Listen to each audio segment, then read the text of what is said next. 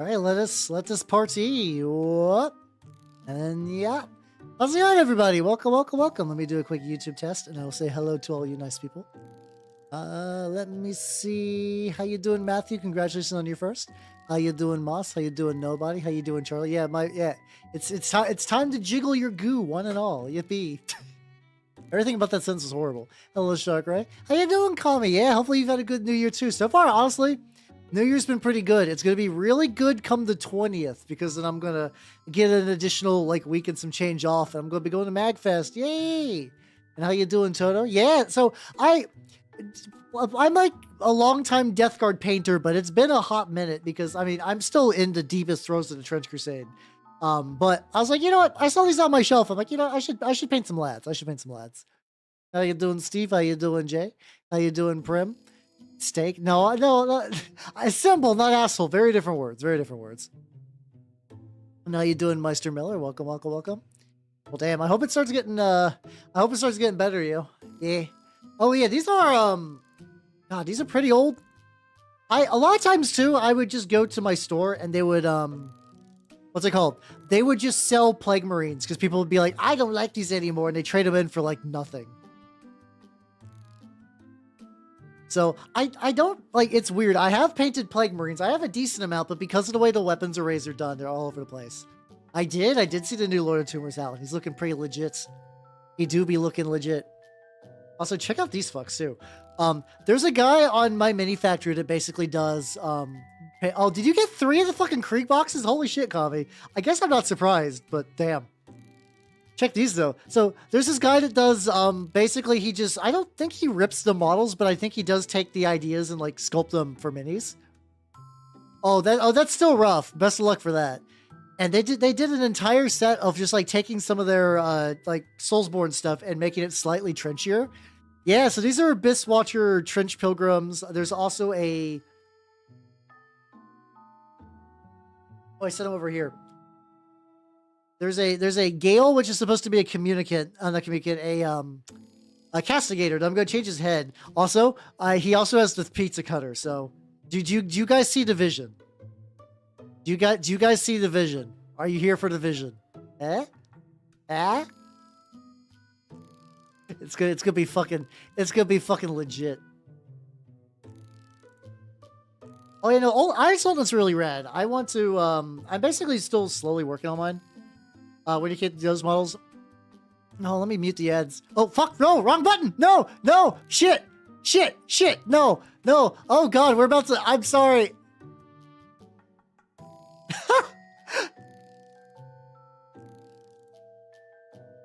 I hit the wrong button.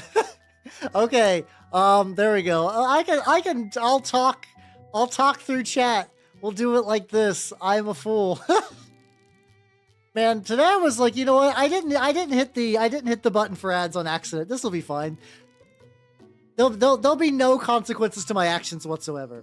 All right. These are the minis. Yippee. I guess I might as well start painting because fuck. Okay then. How you doing, Burrito? Welcome. I'll have to give you a proper howdy. Hey. And how you doing, Billy? Welcome. Oh God, yeah, you guys aren't gonna see shit because of the ad break thing. Well, this will be fine. Hey, everybody, you ever want to not get trapped by my whims? You can go to twitch.tv/halberdoc and subscribe. No, don't do that. Don't reward my clumsiness. Don't reward my clumsiness. That's a mistake. And don't forget your Bezos bucks. It'll be over soon. I feel bad for starting, but we're also I hit the more ad button instead of the less ad button. Also, howdy, Burrito and Billy. There we go. Excellent. All right, there we go. We good. So yeah, I guess I might as well start getting a little bit on there. So I recently, what's it called? I got a bunch of the new Vallejo purple paints. I do be fad. I do feel bad. Subscribe, you say. Thank you, Prim. That was not the impetus behind me doing this, but I do appreciate all you guys being nice about my little goofs. I'm gonna try to paint this big boy. I feel like I'm gonna be using like an older brush because I'm gonna try to layer this on. We'll see how this goes. We're almost out. We're almost fucking out. I can see the end of the light, the end of the tunnel. It's good. It's good. It's good. Doing. I also wonder how this is gonna work. I'm trying. No. There we go. Jesus Christ! Even all the technology is failing on me. Why? I'm crumbling to dust. I am dissolving into ash. I am wasting away. I thus am becoming a specter of a person. I'll go aghast. All right. Well, we should. Okay. We will be out soon. So we'll see how this goes. All right. And we're back. Hello, everybody. I'm super sorry about that. I'm super sorry. That was absolutely my bad. In a bit of irony, Twitch just gave me my payout. Christ. Just rub it in my mistakes, don't you, Bezos? But yeah, yeah, I've been feeling the urge to paint some of my Plague Marines. I'm also trying the idea of doing the base shade of brown. Not even really for layering, but because like as you get kind of like into the recesses, it kind of like anything that's left over kind of like imprints a bit of a rusted look to it, which is sort of what I'm going for. I don't know if this is gonna work. But we'll find out. So I'm taking a kind of like jankier brush, one that I can kind of push a bit more.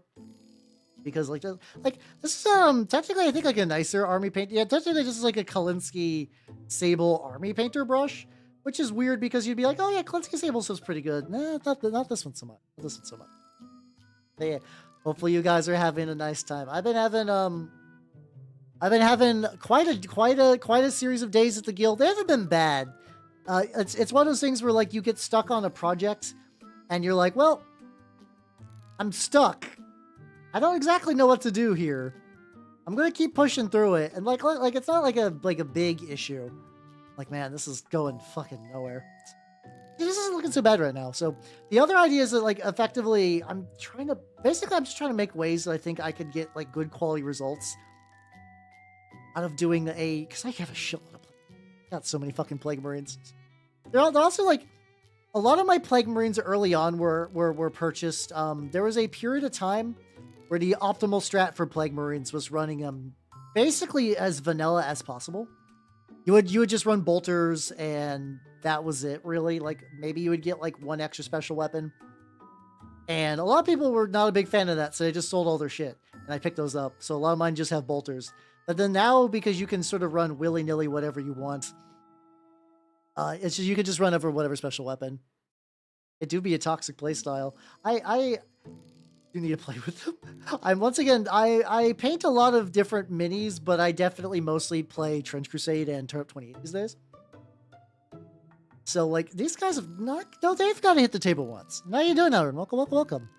They do look good because like even going back into some of the older like codices, like what's it called? Plague Marines were always sort of like supposed to be sort of bolter basic. They had that thing where you could shoot bolters into melee. How you doing, Pig? Welcome. How you doing? Oh, that sounds great.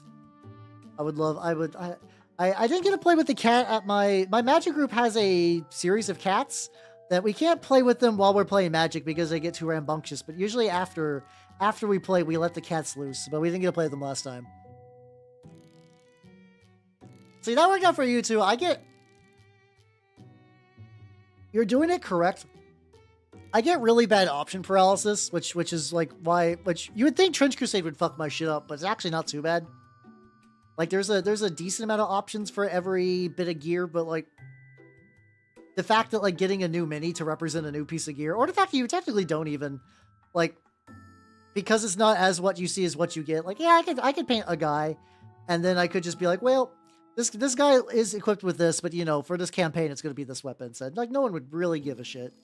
Some people would. Some people are really strict on what you see as what you get. I'm not super big deal. Yeah, that's the good old G-dub cycle, indeed. It do be like that. This keeps happening too. It's like I've gotten books for, I don't know if I actually got any 8th edition books. 9th was the edition I was like, yeah, I'm gonna get some shit for it, and then I didn't play any because it was COVID time. Ironically, painting Plague Marines could not play. Yeah. Yeah. To be fair, the base sizes are, I can kind of getting shit for in Trench Crusade because that's sort of like the one like reasonably hard and fast thing. But even then, there's like a decent amount of wiggle room. I might be actually, hold on.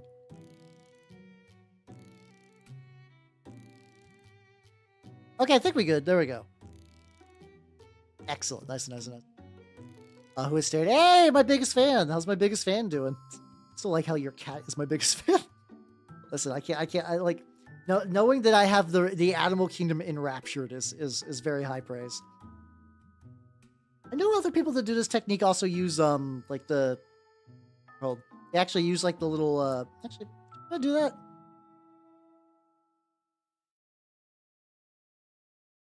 Attention. The cats are doing their best. It's fine. This is probably the best. Now I'm just imagining like a cat, like, you know, like the whole like Wodagay thing where you got like the little glow sticks and you do like the, like, I want a cat to do that. I actually just think that would be fun to do in general. I've not like, there's a lot of shit talking to idols and stuff like that. I conceptually I get it, but they're for the people who are like the true like good idol fans, that pure like elation of just like standing in the front row with all your fun accoutrement, like power swinging and just having a good old time. That sounds lovely. That sounds great. Yeah, like that with cat. Get 1 achievement. Hey, if it's worth it.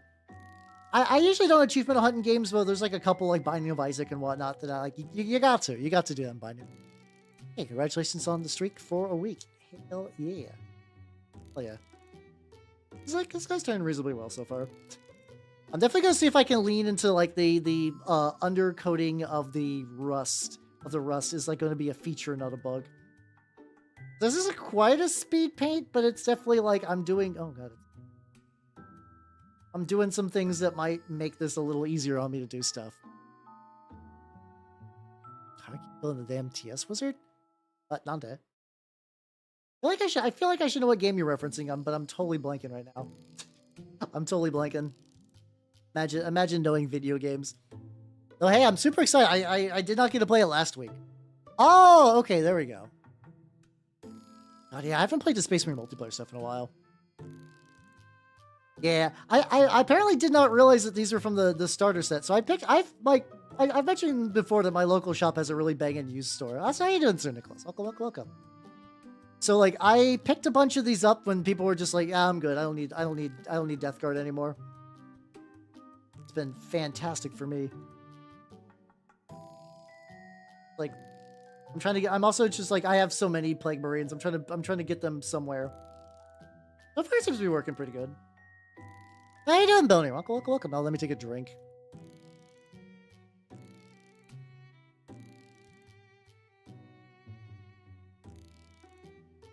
Ah, there we go. Also, Twitch, I swear I'm wearing pants. I do be wearing pants. Thousand Suns. I mean, Thousand Suns are cool. They're one of those armies that like, oh god, my camera froze. Hold on. It's hot. Okay, that's just weirdly hot sometimes. I'm always like in fear because I feel like I've gone long enough that like my tech exploding hasn't quite became a thing yet. But I've also had a lot of tech for a while. There we go. Sorry, there we go. They're one of those armies that are very, very cool, but they're also very technical. So like I hope you enjoy painting trim, but like if you do, they look great. Like a well-painted Thousand Suns army looks fucking banging. It's a really, really good shit. Yeah. People fucking love your Iron Glutton. I see that thing everywhere. I've also just been in general. I keep like pretty I'm not like super hawkishly following everything Trench Crusade, but I do see enough people like hey, I printed some dudes up, and I'm like, hey, I know those dudes. Yeah, that would be funny just to like find some way to. I guess if you got like a 3D printed one, you could hollow them out and then put like not Smarties, Pixie Sticks. There we go. Pixie Sticks would be the candy for that. Gotta use like a slightly more targeted.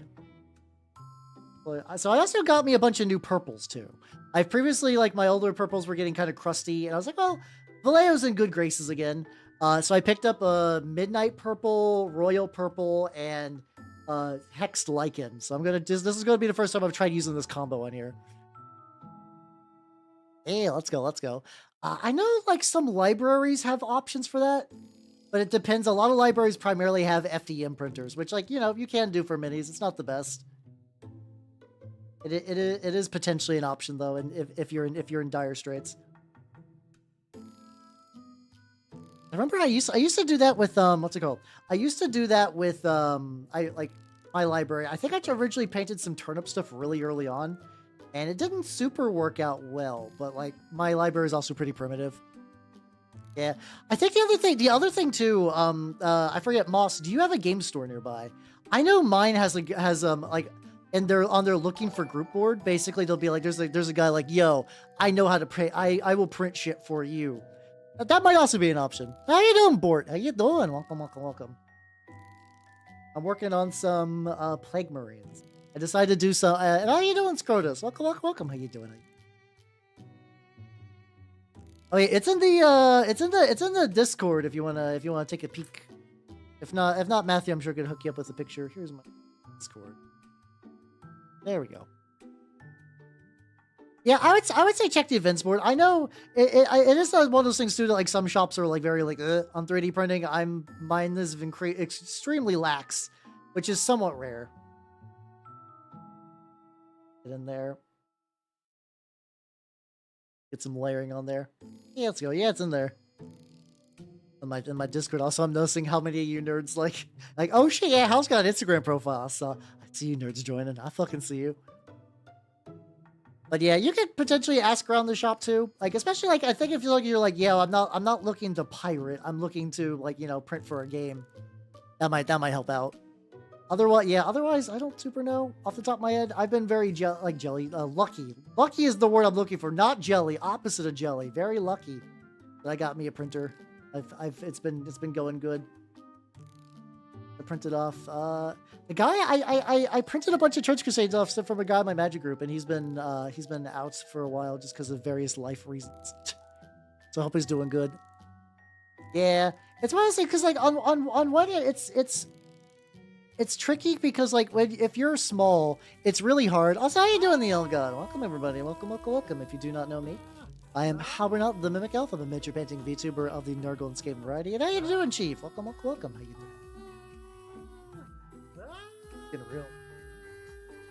This is getting real drippy. How you doing? I decided to work on some smelly boys today because it's been a bit. And I thought it would be fun. I'm also trying the idea of priming them brown first to see if that aids in the painting process. I think I do this. I do that, like, the tarnished look I do for a lot of my like bronze and stuff like that, so I can paint like blue around the edges instead of a metal, which is a bit chunky. I still spells. I take Vast regular. I don't like. I know a lot of VTubers are neat stink lords, but I do need to maintain a professional level of cling. I gotta do that. If I have to stay cling if I want to eat, and I do want to eat. Recommend. Yeah, it's been a bit since I've done Plague Marines. Every now and then, like, I get caught on the new projects, but every now and then I'll just look at my shelf, and I'll be like, ooh, oh, it's been a while since I painted you lads, and then I do it. Also, it's an excuse to try out some new purples, which is fun. So far, like, nothing particularly wild about these. These are just like the typical Vallejo purples. I just thought I would try the newer ones out. Yeah, exactly. I'm definitely one of those people that, like, in person would despise everything about every army I play. But, you know, they're fun. They're fun because fiction. Oh, that would be kind of cool, actually. There was also, like, that one guy. There was a guy in Lords of Silence, I remember, that was, like, a recently converted Marine, which is really funny because his ability was, like, giving a shit. Because everyone else are like slow and ponderous, and they're like, you know, they got infinite time and they don't care. And he's like, he's just full of hate, which technically makes him extra competent, but still. I have also finished the what's it called? I did finish Twice Dead King Ruin, which ending was pretty good. I enjoyed the ending of Twice Dead King Ruin. I am now working my way through Risen. How far am I right now? I don't have like a good chapter estimate. There was it's one of those things that, like, I don't want to say what it is exactly without being super spoilery. They just siphoned some power from a ship. I'll just say that I just got to that point, and it's been pretty good so far. Once again, my favorite 40k genre is guy who's really powerful, but also due to dire circumstances is dealing with the shit. It's that continues to be one of my favorites, and the Necron books serve that up in fucking spades. It's so good, so good. Yeah, you should eat some pasta. Eat some pasta. What's the last time I had pasta? I don't know. I had to make a really good shrimp Alfredo. Not that. I still don't go out to eat super much these days, but hey, it works. Yeah. Prep like 3 miles. See, I find it's weird. Like a lot of times I listen to the audiobooks in the car, and I still use a lot of YouTube for my like passing time when I'm doing paint stuff off stream. Like in theory, like I think I remember one time I tried to do some airbrushing set to the audiobook, but I was getting too lost in the sauce of the airbrushing, so I was like, oh no, I'm actually like losing track. So I was like, I don't know if I can do that on the regs, but who knows. All right, so this is the original couple layers of purple. Still very splotchy, but technically as a choice. Now I want to see. This is the problem. So usually when the Vallejo does colors, they do like a build-up of like, okay, darkest, medium, light. The fucking royal purple and the fucking midnight purple are basically identical looking.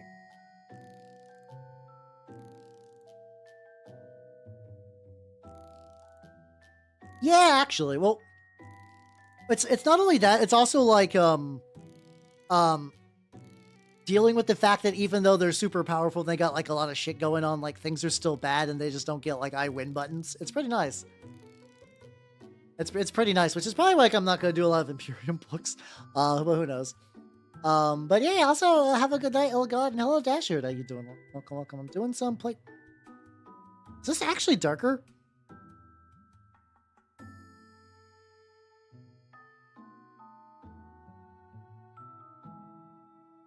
Huh. That's weird. So apparently, I guess are they mixed up on the shelves? Is it supposed to go Royal Midnight? That would make sense. Okay, that's weird. How you doing? Game's not so good. How you doing? How you doing? Yeah, I mean, I figured like the purples aren't that different. I want to get my messier brush for that.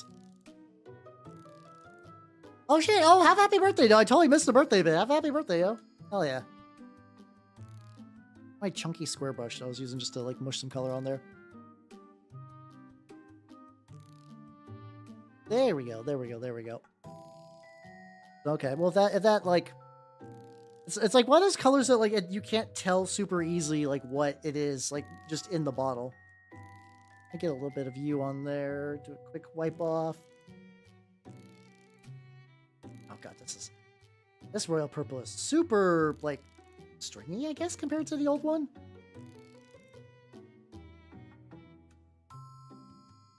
Yep, this definitely. I don't know why this one has like a slight. I basically used the army painter, green. Yes, green, my favorite color.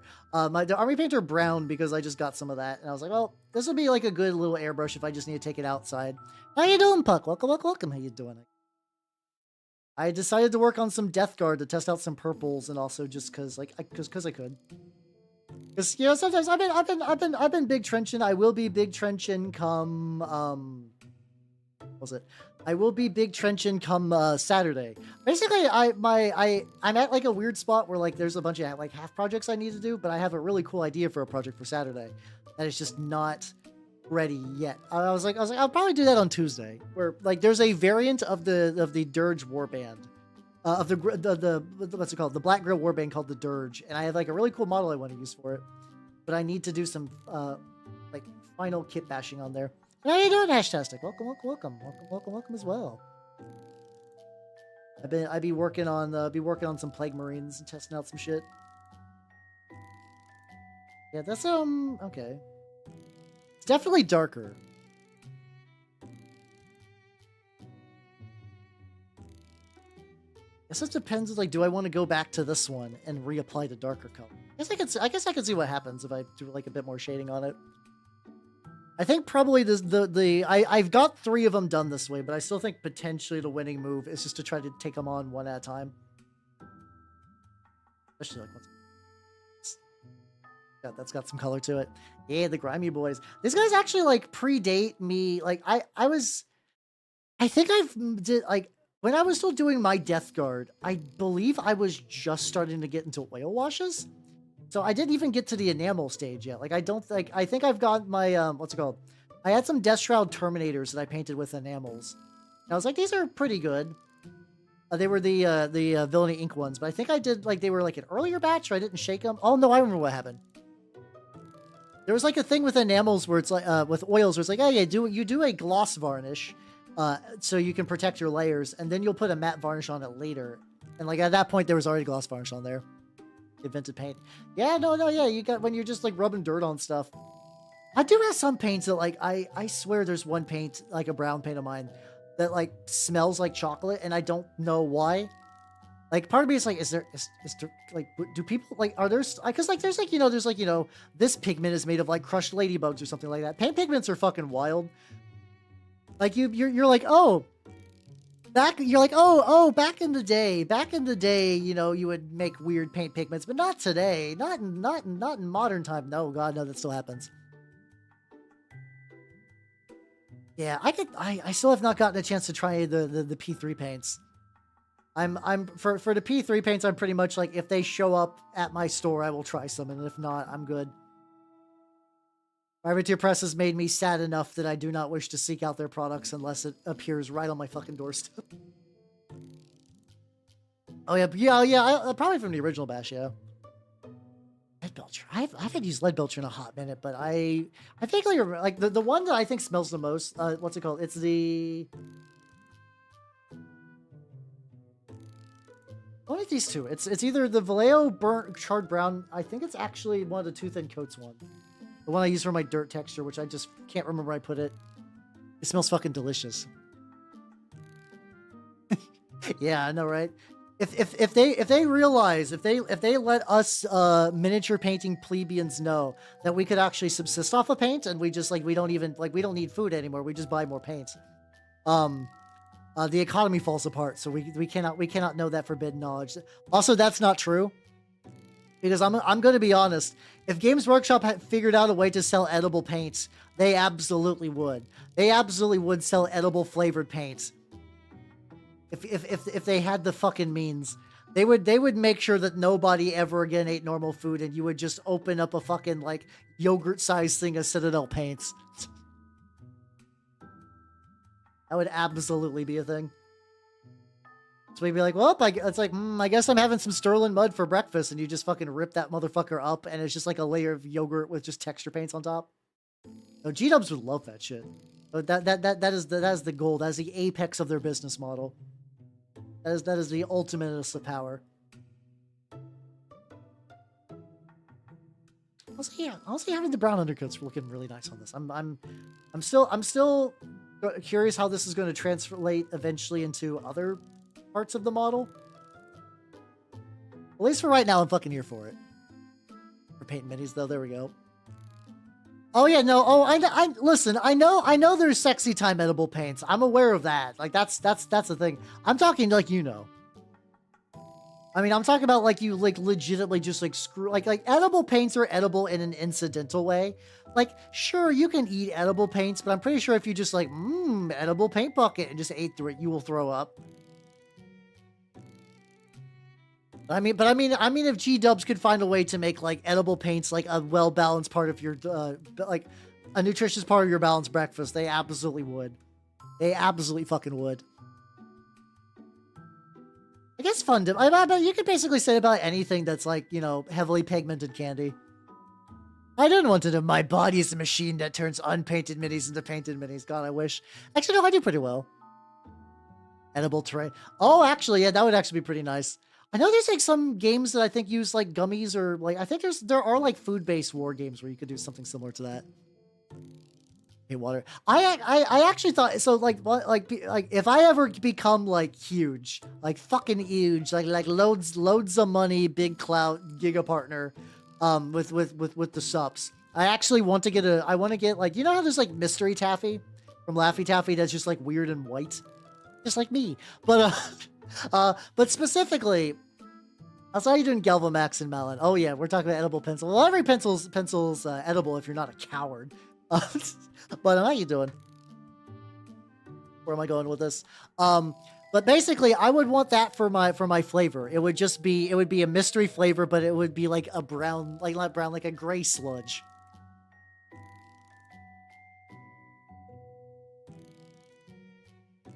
I mean, I think you could do Sour Patch Kids, but do it for Tyranids. Just like do a full swarm one. Yeah. The Blade of War game does actually legitimately sound kind of neat. It's necro molds. I think the tricky thing is A, I don't have somebody who I would play it with, and B, like the idea sounds nice, but like I've been around dough, the Play-Doh growing up. That shit gets hair really quick. Everybody's necro molds are going to be coated in just like dirty hair. Not gonna be great. Yeah, I mean, once again, too, you can technically eat any model if you're brave. Oh, yeah, Mochi would be really good. Actually, yeah, Mochi would be pretty legit.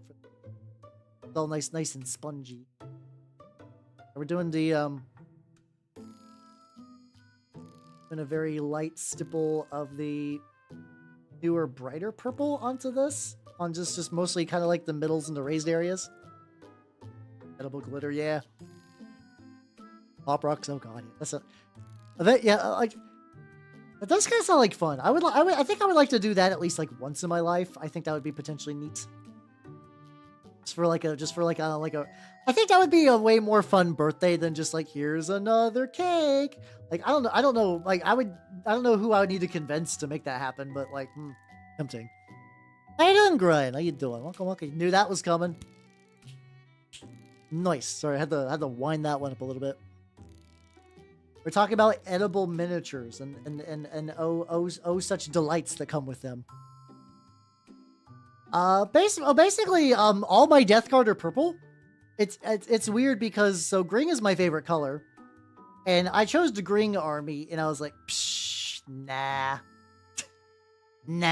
that's fine, but yeah, do I have a? Let's see, I might have like a quick example I can show you. Hold on.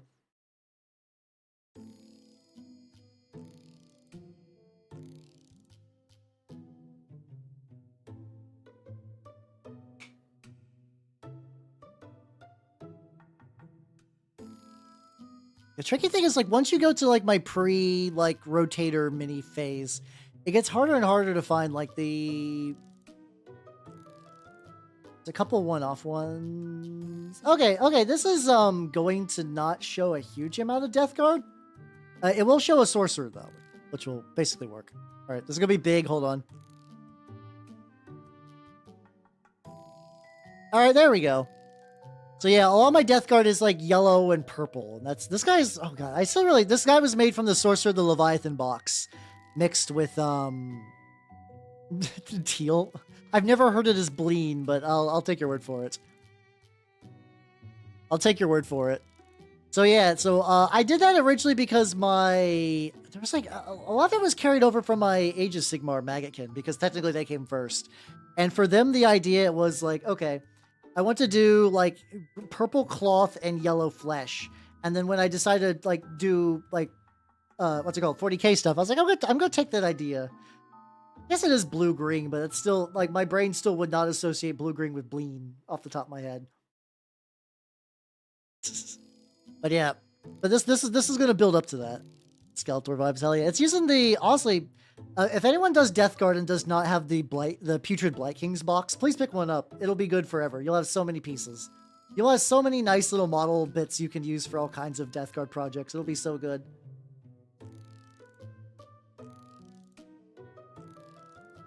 Gonna get some highlights on him. I'll probably have to go back and do even another layer of purple. This is the first time I've tried building up from a, what's it called? Basically building up from a brown base coat to a kind of brighter purpley. Seems to be working out pretty well though. Because Gru is copyrighted. Is it? Oh yeah, because you like I know what game vaguely was. It's like not NetHack. It's like one of those like early text adventures. I'm just blanking on the name because bleh. Is I town crier Alexis Jones, the Ratsman and the Silvers of Dawn. Oh, I don't know why I decided to go like my Zork. Thank you. Goddamn, that was gonna drive me nuts. Super bad at remembering names for anything. No, not Despicable Me. No. Despicable Me does not get to own the name Gru. I'm sorry. They probably do. They probably like the Illumination probably having more money than like anyone. Just like fuck it. We got Minions money. We're gonna claim this name. You can't do shit. It's GRUE. It was like effectively like a monster in the dark you could fight, and it would just like eat you, like pretty easily. It's kind of like a sort of like a big famous threat from that game, though. It still, I'd argue, still famous, but like that level of fame is definitely like as the progression of technology marches onward. That type of fame definitely fades as time goes on.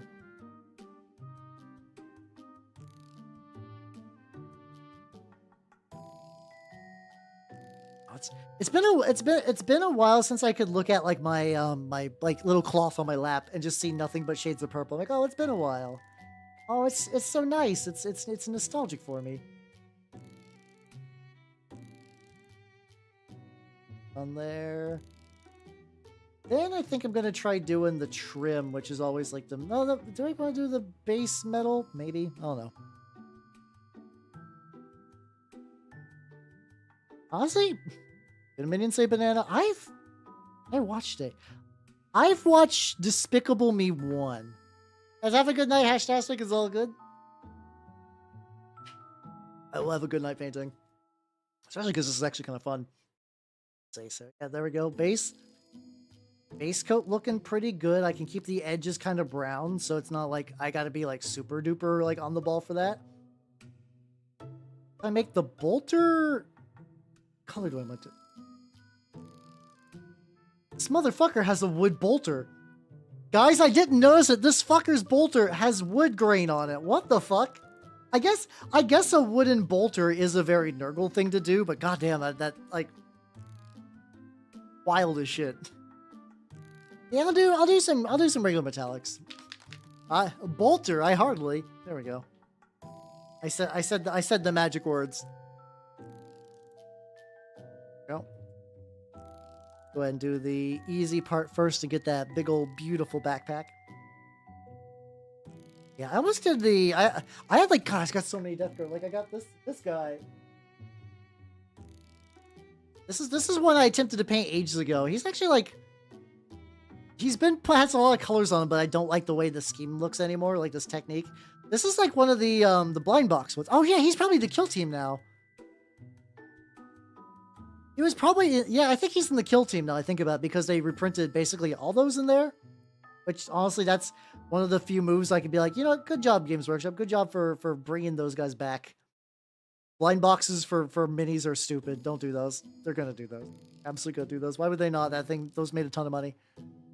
But, Despicable Me 1, the thing about, like, a lot of Illumination animated movies, like, that's, like, years ago. If you remember me painting that mini, that's been, like, maybe, like, 2021.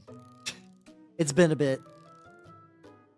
See, I tried to buy the whole box, but they also sold out so well that the boxes never got there. But yeah, the kill team, I would like to get the kill team just so I have all the cool Death Guard sculpts, if anything. Let's see, there we go. A little bit on the stock magazine, I think. How you doing, rookie? Welcome. How you doing? Yeah. Also the thing about a lot of Nurgle stuff too is like, so I do agree that also a lot of Nurgle things are wood just because like Nurgle's kind of also the most naturey of the Chaos Gods, which feels bizarre to say, but it really is. Like like I think even on the in Lords of Silence, the ship had a wooden center of it where like everybody, where like the higher up dude and like his like numbers guy were just big chilling. I might have showed them off recently-ish. That's something I'm willing to believe, that I was just like, hey, take a look at the guy, and I just forgot. That feels like a thing I absolutely would. 100%. Get on there. Again, if I leave any brown, that's technically a feature. Yippee! All right, gotta get that little thin bit. It's like originally I did actually straight up, like when those were available, I did try to order the Death Guard box. I just couldn't get one. Because like, you know, that at the end of the day, even those like like I tried to get one of the Japanese ones because they had the exclusive like now no longer exclusive, but at the time the exclusive Lowcaster. What the fuck is their name? The guy. The Putrid Blightcaster, there we go. The guy, Fartmancer Stink Batterton. I forget. I know you're doing a bit, but I do that so often that it's real to me. It's because Erebus is too good. Erebus is too cool and too good to die. I've now reached like a devious prankster, like a capricious spirit level of like joke fanboying over Erebus. It keeps happening. Like I saw a thing to like if you got $60 every time you slapped Erebus, how many times would you slap him? And everyone's like, yeah, I'd do it for free. I'd slap him for $1 billion. And I'm just like, haha, I'd give him a high five. Hell yeah, brother. You know what you got going on. Yeah, I do remember. So like my little hole in the wall G-Dub store actually did kind of a nice thing. And that like you could basically, the shop would always have one open. And if you opened one that you already got or like you didn't want, you could exchange it with the shop's one. Like, oh, that was a cool feature. It was like, you know, I know that there's like the horror stores and G-Dub stores directly, and like I don't go to mine anymore because like there's a change of management and amongst other things. Also, it's just kind of inconvenient to get to. But yeah, when I was there, it was actually pretty nice. I just don't think it ever fully recovered from COVID. Yeah, listen. I have a soft spot for bastard characters, and like there's no bigger bastard than Erebus. Like he's the Archduke of just being a piece of shit. He's great. He's great. The entire setting, I'm like, you know, Word Bearers won the Horus Heresy, objectively. Everybody. It's the best. He's the best. How you doing, Way Too Sugoi? How you doing? Yeah, a lot of people have been talking about Miku Fortnite, and I have played Fortnite in the past. I don't know if I'll get Miku. Fortnite's one of those games that I get dragged into, and then I'm like, remember that I have. I'm like, oh yeah, I can play with you. Hold on. Yeah, the problem is though, if you try to slap Erebus, you did slap a Space Marine. That's not gonna be. No, that's not gonna work super well. But yeah, how you doing, Sugoi? How you doing? I'm doing pretty good. I find my really thin paintbrush because I'm gonna need it for some trim. If I take all my dry brushes and move them to a side where they're not like immediately like clogging my view, that would be excellent.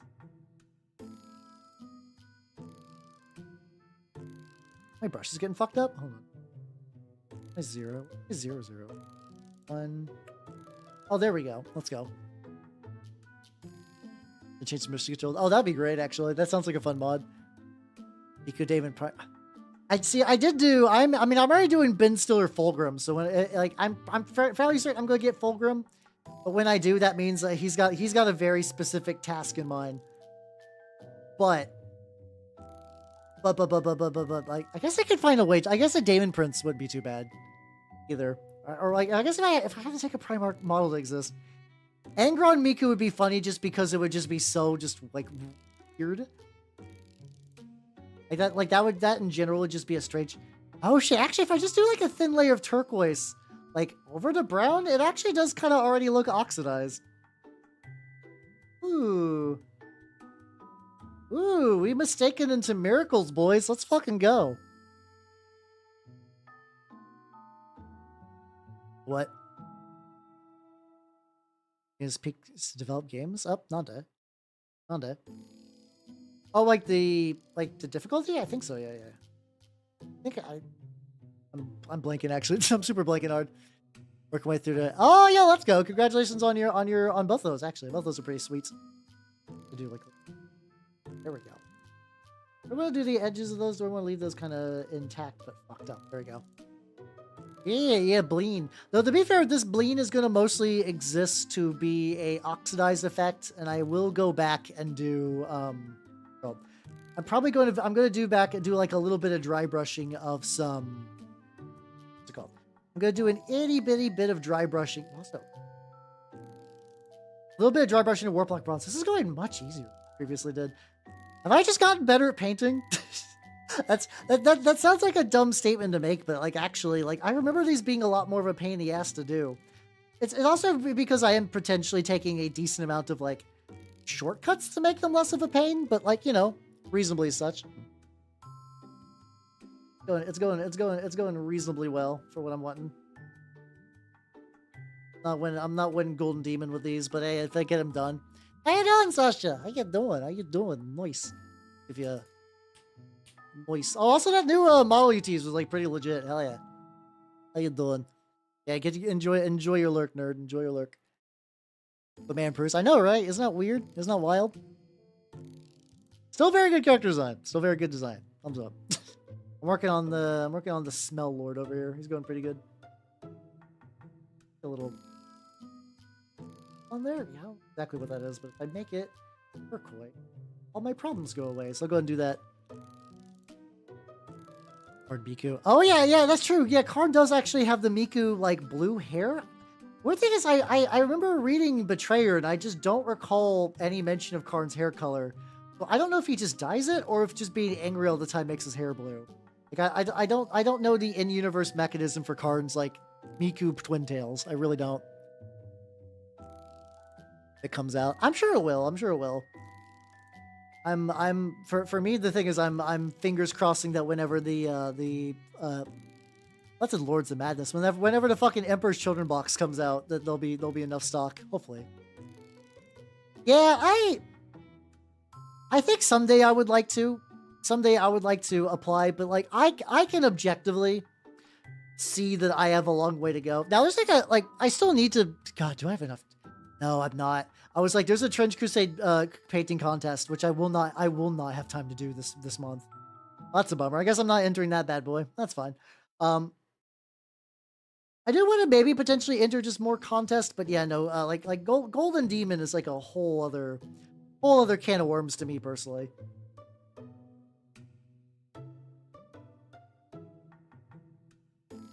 Oh yeah, that's a little bit of purple. Let's go. Yeah, I guess if you just accumulate just like enough weird like detritus in your hair, it eventually turns like bright fucking purple twin tails. That sounds about right anyway. But yeah, I don't know. I think like I said, I think at some point it'll be cool to do like just as like a thing. But like I'm feeling pretty. I'm reasonably confident with my painting skills. But like, you know, I still know I got fucking ways to go before I reach that point. His roots, he might, you know, like I imagine maybe he's got like a couple little moments of lucidity, and then in those moments he's just like, yeah, I gotta really work on this hair, yo. I gotta really get that sheen going.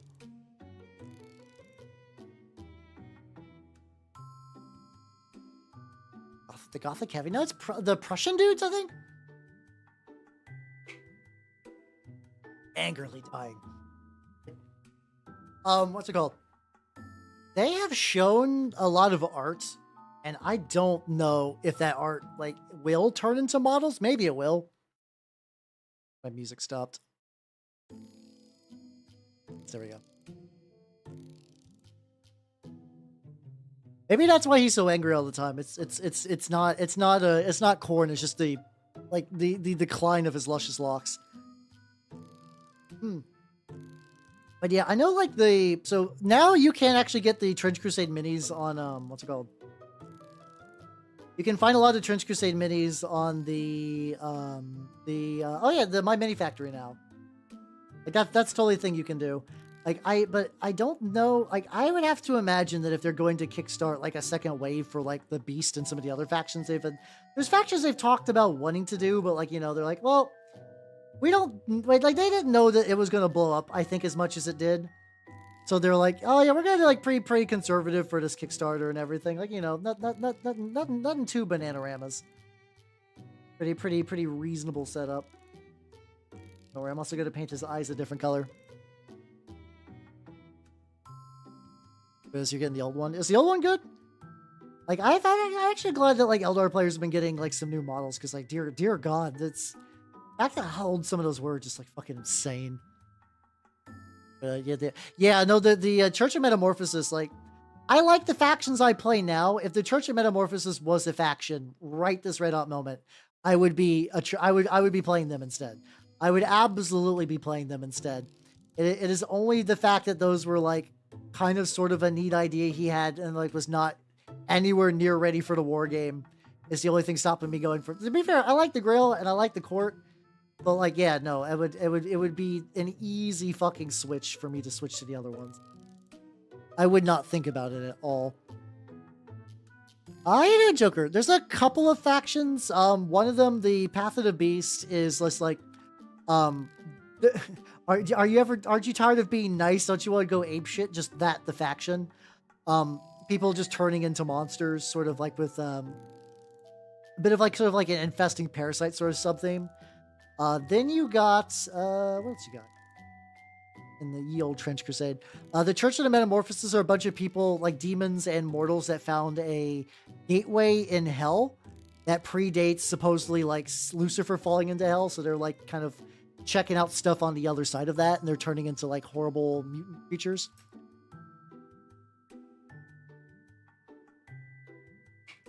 Kind of like it's more like Blood Meridian by way of turning into like a mutant werewolf man.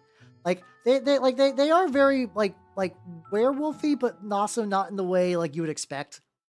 Like it's, let's see, I think there's a couple of pictures online of them actually. Well, let me paint a little bit of this dude's feet, and I will I'll pull some up. They do look sick.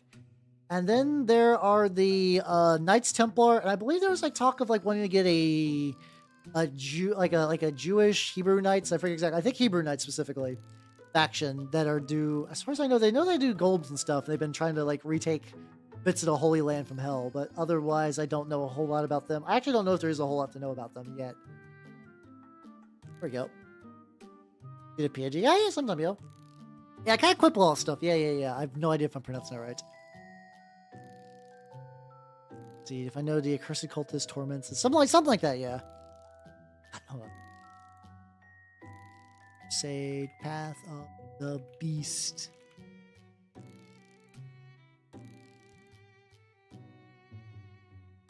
There we go. Okay, I found. Oh, there's two really good pictures of them. Also, they have a bit of a tick sub theme. Which is funny because so does my Grail, but whatever. Also, these are itty bitty. Get a better resolution for this. Hold on.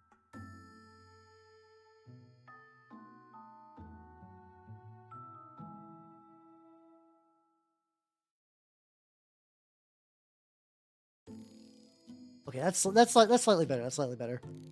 All right, so yeah, let me show you what some of the lads look like. Bruce. Oh, what was that? Marquins and bots. Oh, you got a bunch of stuff then. Okay. Avatar Kane with, yeah. I'm not surprised that exists. So are you just doing like all of the above Eldar, or are you trying to do like you just like doing bits and pieces? So here's a Path of the Beast guy. He's wide, a long face. And then here's some others. Here's some others that are just like you turn into a hideous monster thing, not in like the most coherent method. Yeah, I did actually read there is a Trench Crusade short story kicking around out there where a bunch of like priests are getting ready to do a big like sermon kind of dealio like for people on the battlefield, and then just like a bunch of those ticks rains down on everything, and they start sucking blood, and as they suck blood they open up, and then all of their innards are blasphemous scriptures, and everyone's not having a good time. It's a fun little story. It's a fun little story. My sleep paralysis demon on his way to tell me I ate all the shred cheese. That's not even your demon. That's me. I'm doing that. I crave the shredded cheddar. How you doing, Moira? Welcome. How you doing? I crave the shredded cheddar. Don't worry, I'm not eating your shredded cheddar. I got my own. I do. I don't. Sometimes I get the mood for like the lazy man's quesadilla, which is you just like take some jalapeno, take some Trader Joe's jalapeno sauce, put those motherfuckers in the well, put those motherfuckers in the air fryer with some shredded cheese and a tortilla, and like, let's go. Lazy midnight snack, yippee. How you doing, Tronic? Welcome, welcome, welcome. How you doing? How you doing?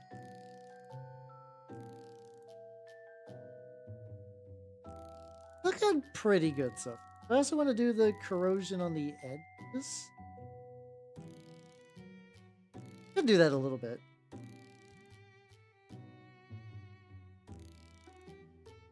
That can be kind of fun, actually.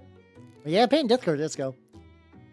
Oh, definitely, yeah, definitely. Do if you have an air fryer the quesadilla instead. You get that crispy tortilla, but it melts the cheese real good. It's delicious. It's good. It's good. But like I said, it's good in like a very lazy way.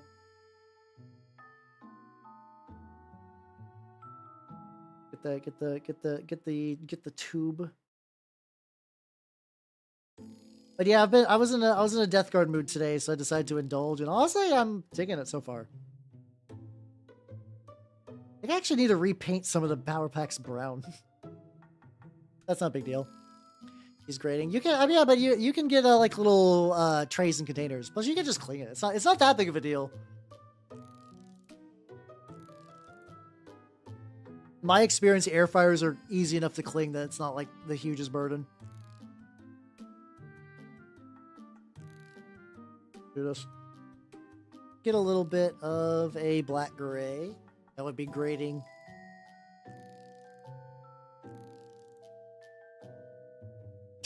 Go. I was like opening a thing of paints while I cringe, and that is the power of technology at work. Yeah, you can do there's a bunch of different liners you can do, whether it's just like tin or you want to do like something more fancy. You got options. You got options. I think I'm gonna do the straps, and then also what's it called? The little joints. I'll just go do a gray. I think this is gonna like maybe like lower the saturation on these compared to some of my other ones, but I think they'll be fine. I don't mind if I somehow have even more melancholy Death Guard. How you doing, Shadow? Welcome, welcome, welcome. How you doing? How you doing? I decided to work on some Death Guard today. I'm like about an hour into one. Oh, look at me. I got 3 ready for today. Like, oh yes, I'm gonna finish 3 of these fucks. Dear God, no. If I can at least get like them pretty good. I also the tricky thing is I have no basing for this guy whatsoever. I was in such a like rush to get him ready to paint. Even though I technically prepared to do this on Monday, I was like, yeah, I just don't have a base ready yet. The joints are pretty good. That joint's fine. A joint you can't really see. There's a joint kind of in there.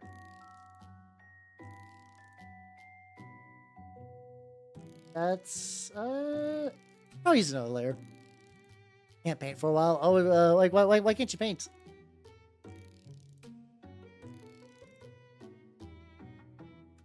Oh, thank you. Yeah, that's probably the short story I read previously. It's a fun one. Strong recommend. Strong recommend. The thing I'm excited for is like eventually when the book comes out. Like the rules are basically gonna be updated free for online forever, so that's not like a huge deal for me. It's gonna be so nice having all the lore and stories and stuff in one. Oh, you're moving. Let's go. Are you excited to move? Is this like a good, happy, fun time move? I hope so. A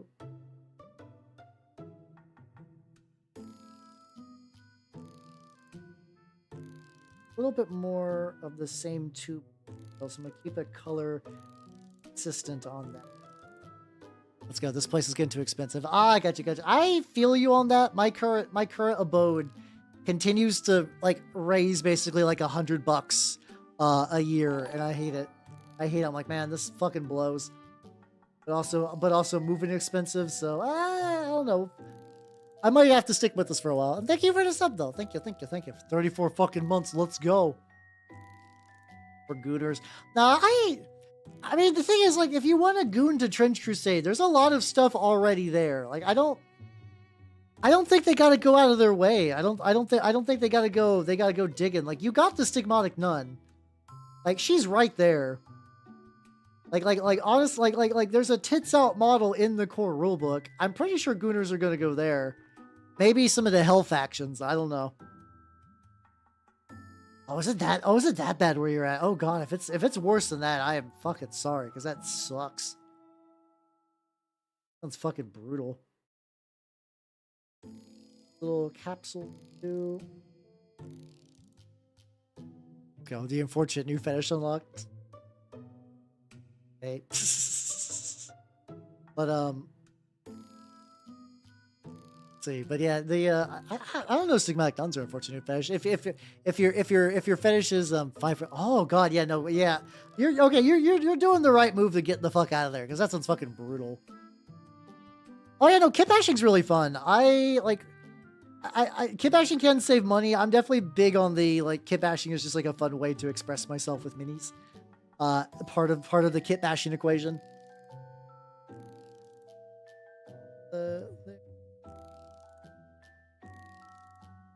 Gotta recover up some of the stuff that I want to be a different metal. I don't think the backpack I'm gonna go like super wildly different from the main body, but just enough if I can. But yeah, that was yeah, kit bashing super fun. Like these guys though, meanwhile, like most vanilla, unaltered. I guess I did paint a death card recently-ish because I did the Dordian Heresy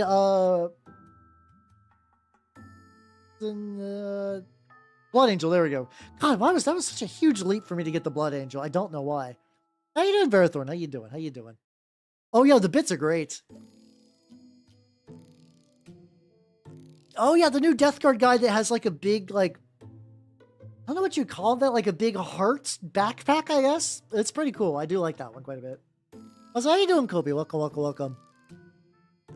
That was some cheer. I mean, luckily, if your goal is to have a super jack dude or a werewolf, that's every war game. I mean, no, even historicals. I feel like even if you play historicals, you could be like, yo, what's this guy? His name's Terrence. What's Terrence do? He's ripped as shit, and everyone will be like, nice. I think you're reasonably well stocked if that's what you want out of war games. And a lot of them have werewolves, so if you want both, it's actually like not too bad. You're living your best life. How you doing? I'm painting this Death Guard guy. How you doing, Nars? Welcome. How you doing? Mag Infested Horses, little Mag again. Hey, let's go. Get to. Actually, that's gonna be pretty cool for Turnip as well. If you ever want to get into that whole kettle fish. What's that part? Like a little bit of metal back there. Yeah.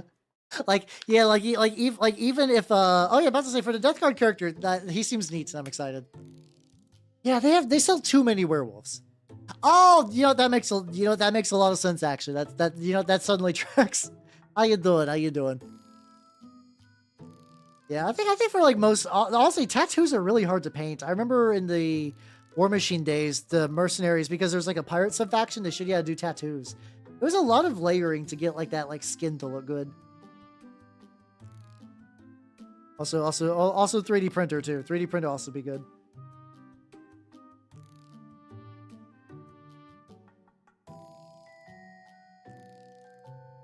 There we go.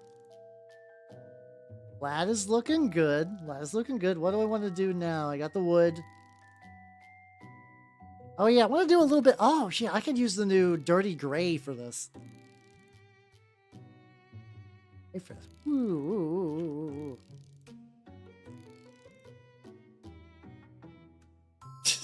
Oh yeah, I'm not surprised those exist. That does not surprise me at all. Like, what? Are you telling me there's not safe for work furry models on the internet? Wow. Shocking. But yeah, honestly, like live your best life. Yeehaw, let's go.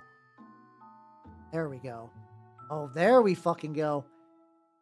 My especially compared to when I started doing my Death Guard, my suite of yellows has really improved. I've gotten a lot of good yellows lately. Could be good. I think I like look a lot more desaturated compared to the other ones.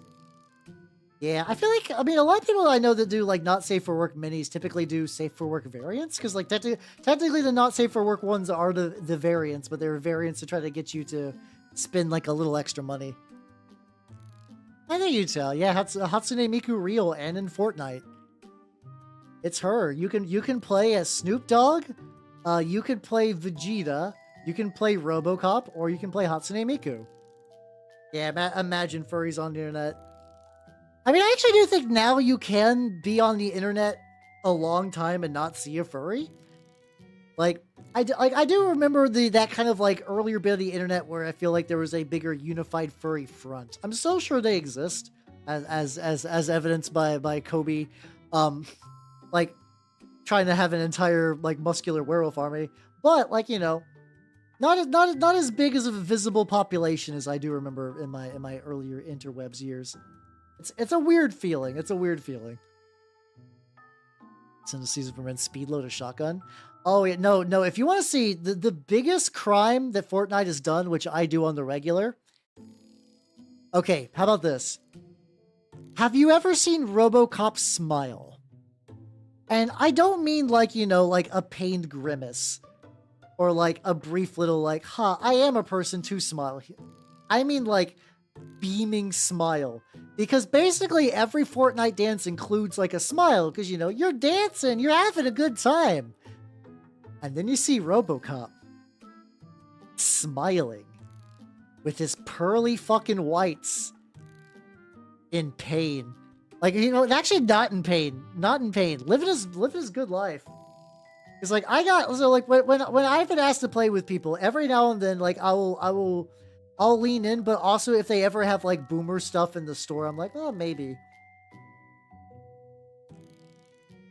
Okay, so I see how there's like a little bit of the material I gotta between this.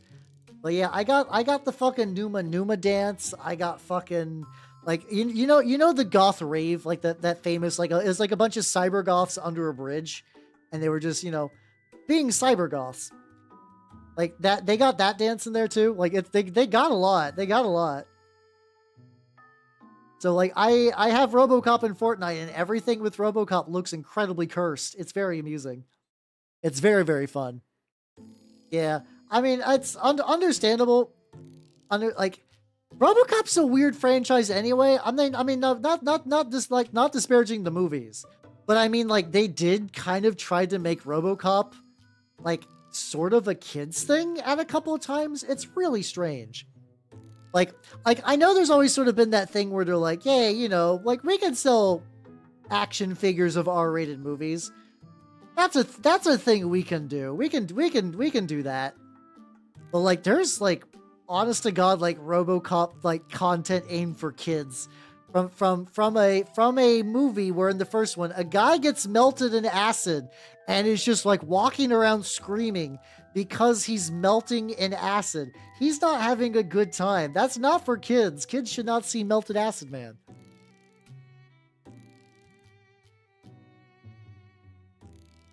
Wait, there's Mistborn characters in Fortnite?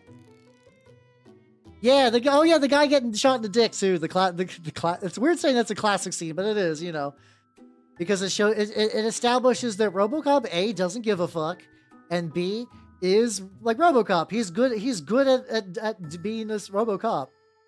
It's him, Robert Cop.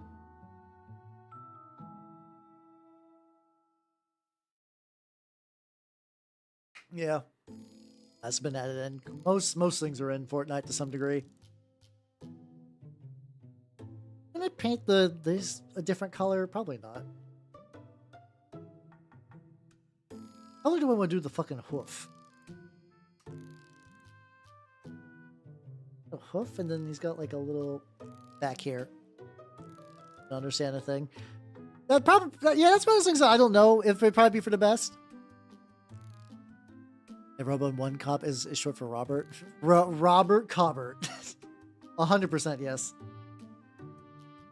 There's also apparently like a pretty solid RoboCop comic series, because originally they wanted to do a RoboCop 2 that had like a big RoboCop war, because it was kind it was kind of that thing too. Yeah, that's majorly what I thought too, like the Colbert Report for some reason, where they wanted to do, because like, you know, in a sequel to a movie like that, you get bigger, you get more, but like the technology just wasn't there.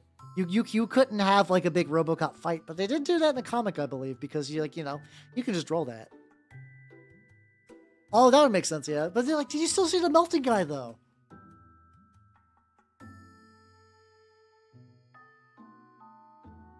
Ah, gotcha. I guess I would not be surprised if Frank Miller wrote that. But yeah, like I feel like even if you don't know English, the melting guy would be like a trauma. I know there's some people that saw something like when they were like little and fucked their shit forever. I remember being scared of a couple of things when I was little, but I ended up okay. I became a VTuber, so maybe not. Maybe not.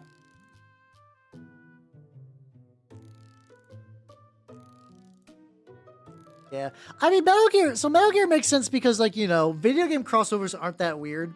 And like, isn't there straight up like a fucking MGS pachinko machine? Because like, you know, who gives a shit? Konami is like long since past the point of caring.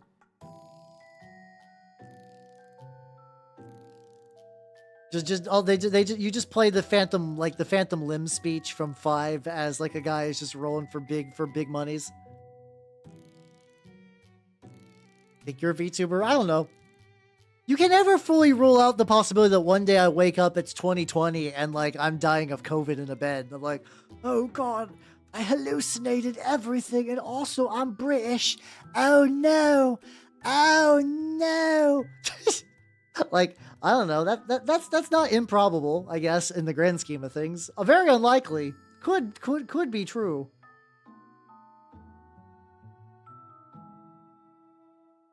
See, I'm trying to get like a good. I don't want this to be runny. I need this to have some coverage to it.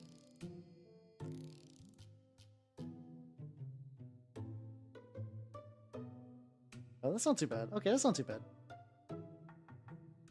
Ace Afghanistan, like, oh shit, yeah. There's like a quite decent amount of serious moments in MGS.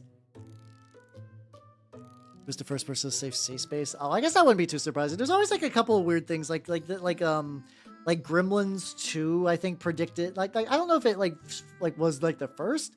I remember Gremlins 2 had a lot of like smart stuff, like the idea of like a smart office building with like a lot of like things that are just kind of integrated with like a version of the internet that didn't really exist yet outside that movie. How you doing, buddy? Welcome. How you doing? Your worst case scenario, British. I know, right? Wouldn't that be fucked up? Wouldn't that be the fucked up? I was just like, oh god. And like I reach over for my head and I got one of those like Ebenezer Scrooge little. I'm not gonna lie, I would love a fucking Ebenezer Scrooge like pajama set. Like there's a like, I don't know if I would say it's a trend, but one thing that's extremely popular in VTubers' faces is like, you know, pajamas. I think it's just because pajamas are like, you know, they're pretty like cute outfits. Pajamas are cute to see people wearing it, like wearing. So like they're, you know, and VTubers a lot of times try to even they either aim for the cute, or that's like, you know, tough serious character might have like a little cute set of jammies. I would love to have a fucking like pajama set, but just like full on Ebenezer Scrooge. I'll have the candle with the light. I got the little sleepy hat. That'd be great. Yeah, I always figure my stream's supposed to be really weird whiplash for a lot of people because I do shit like this.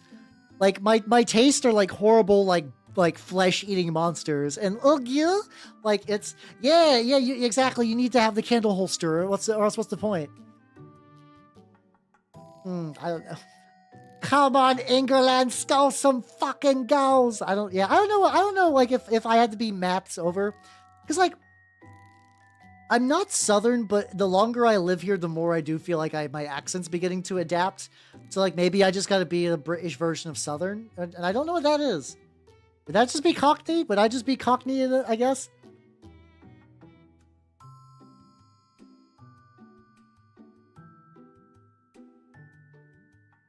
is this yellow? What the fuck? Like, it's like I either thin it too much or I don't. Like, I thin it too much or it's just chunky and it'll just, like, go everywhere. Welsh, probably. Oh, Welsh should be fun, actually. I mean, like, Welsh is one of those, like, languages that, like, I know vaguely about, but not a huge amount. It seems very nice. I don't know. Wales seems like a nice place. It comes when I get mad about some BS, like the stereotypical, like, hey, I'm driving over here, that kind of thing. That'd be fun too, because like otherwise I don't really have much of an accent of anything, and it's like, oh man, I kind of wish I did. I kind of wish I did, but people always like, how you do? I'm like, oh, wait, no, wait, no. I need a stronger one. That's not right. You guys are just lying. Like, there we go. It's original. Oh yeah, no, that's the really funny thing. A lot of like American accents and stuff are just really just a lot of British things that persisted. I just always kind of find that very, very just amusing, just the way that like the linguistics works behind it. I got a dub. Oh yeah, let's go. Congratulations on your dub. Or unless you said you're implying that. Oh god, I just thought like I had this really gross thought that there was like dubbed Hatsune Miku in Fortnite, and that'd be terrible.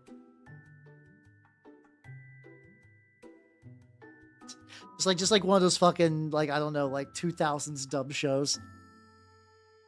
How this is felt when he killed his men. True. Does it feel worth it? Do you feel powerful because of this? What's fat kasane teto? Is fat teto a thing? Is it like a fetish thing? Do people want to fuck fat teto?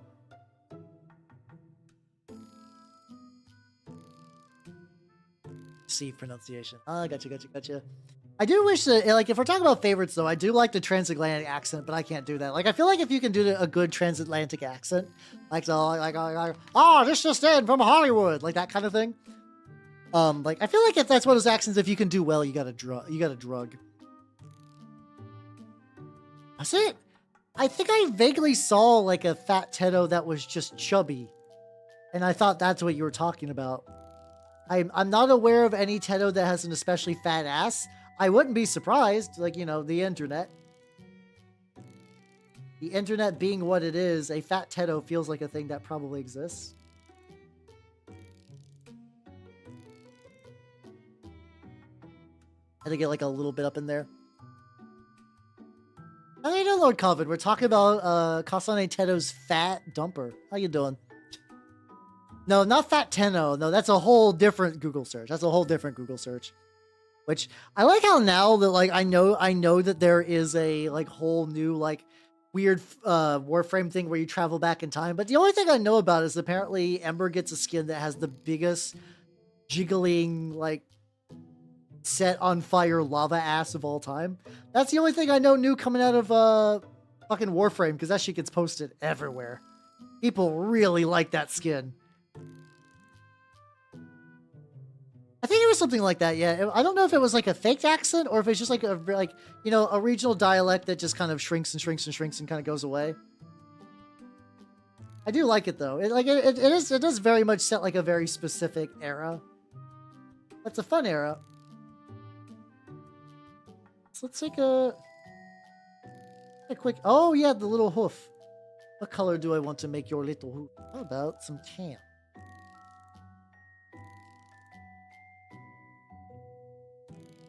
Might actually be like working my way towards getting this guy like I can't get him fully done because I don't have a base, but if I can at least get him enamel washed. I guess the idea of trying to put on like invent an accent to sound more like proper, fancy. Does not beat Sue Storm's ass. I don't know, like Sue Storm's got like a dumper. But it's not fucking magma. I'm sorry. I like Empress X's experiment in their class is bullshit. Oh, so I mean, I can't say the British overall. Like, I know honestly, it's that like that's a fun thing too. Is like go to different British VTubers and just listen to like, you know, they got the different accents and it's nice. It's nice. I like it. I know Dentalian. Welcome everybody. Welcome. If you do not know me. I am Habernot the Mimic Elf. I'm a miniature painting VTuber of the Nurgle in Game Variety. Look at me! I'm painting Nurgle models today. This is actually true and real for reals. How you doing? How you doing? I'm like, I don't know if I would call this speed painting, because this still took me like an hour and a half, and it's not done by any means. I feel like it's like, you know, not too bad. Oh shit, there's like one more little wiggle in the back. Yeah, actual dirt. I mean, to be fair, like I paint, like, I think for the longest time I definitely painted way more Nurgle models than I did rats, so.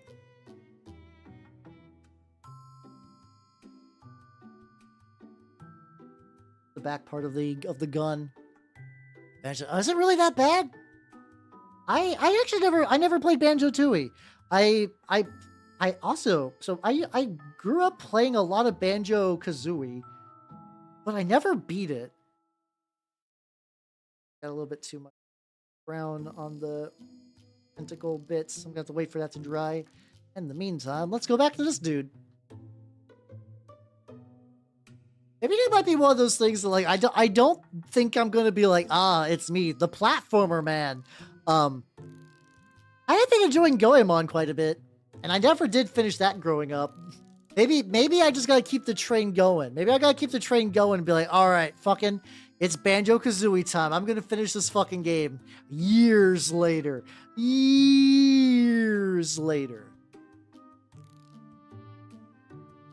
That I wouldn't be surprised. Like, you know, it's like one of those things. It's like Rare was I guess still is a good company. They're mostly just put on the Microsoft Sea of Thieves like mines. The Rare acquisition by Microsoft makes me sad. Not that I'm like oh, they have to be owned by Nintendo, but it's like Microsoft bought them, and then what did they do? Well, they did a lot of Kinect stuff, but I think they were like very integral to getting Kinect to be real, which I guess made Microsoft a ton of money. But I never fucked around with Kinect. They got Sea of Thieves. I feel like there might be some other potential games.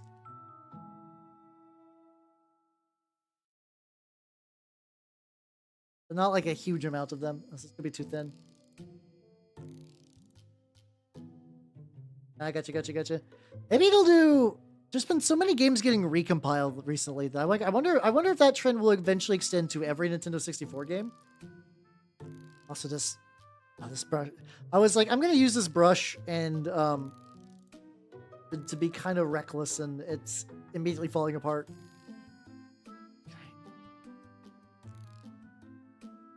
Putting you aside. Oh, I know what I can do. I can use this brush. There we go. This is my Redgrass Games brush that I got. I really gotta buy some more Redgrass Games brushes. I got both, like this brush and the other brush. The other brush is like my utility brush. I've used them for fucking forever.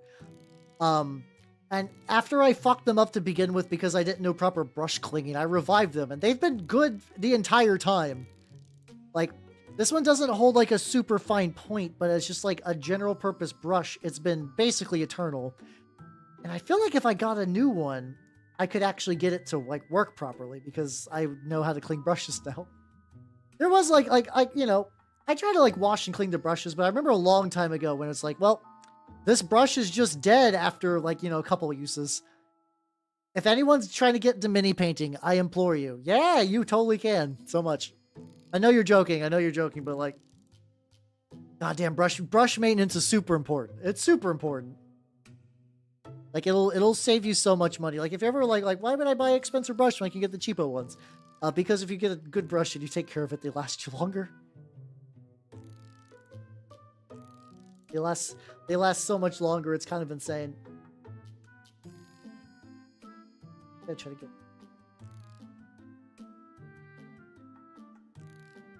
so many curves on this bad boy. But yeah, no, it's been, especially like now that I know if they get like too fucked, the fact that like, I know at some point you're supposed to get to the point. Admit to brush necrocy at this point. Gotcha. But like, it's It's super nice though, God. Just like even just like knowing that I can just like isopropyl alcohol my brushes, and they basically come back more or less good as new. No, just no. Listen. Get some brush soap. It'll be worth it. If your brushes are fucked, buy a container of isopropyl alcohol, and then soak your brushes in it for a little bit to get and then wipe the paint out and repeat that process a couple times, and then. Once you do that, reapply the brush soap because the brush soap tends to contain a lot of conditioners and stuff. Your brushes will last so much longer. Like, your brushes are probably not nearly as fucked as you think they are. I'm being serious. Your brushes probably have a lot more legs in them than you are aware of, everybody collectively, who is not cleaning their brushes. And like it's even if you're trying to be cheap, you will save money keeping your brushes nice. So, assume that's a flesh bit and just go on. The iteration on the purple is very, very thin, but it's doing its job, so I don't mind too much. The Miku theme. Oh, I mean, luckily, I feel like if you want like a Miku PC, that's probably one of the easier themes to do. There's no way there aren't like a bajillion Miku like skins and whatnot, and cases and other accessories.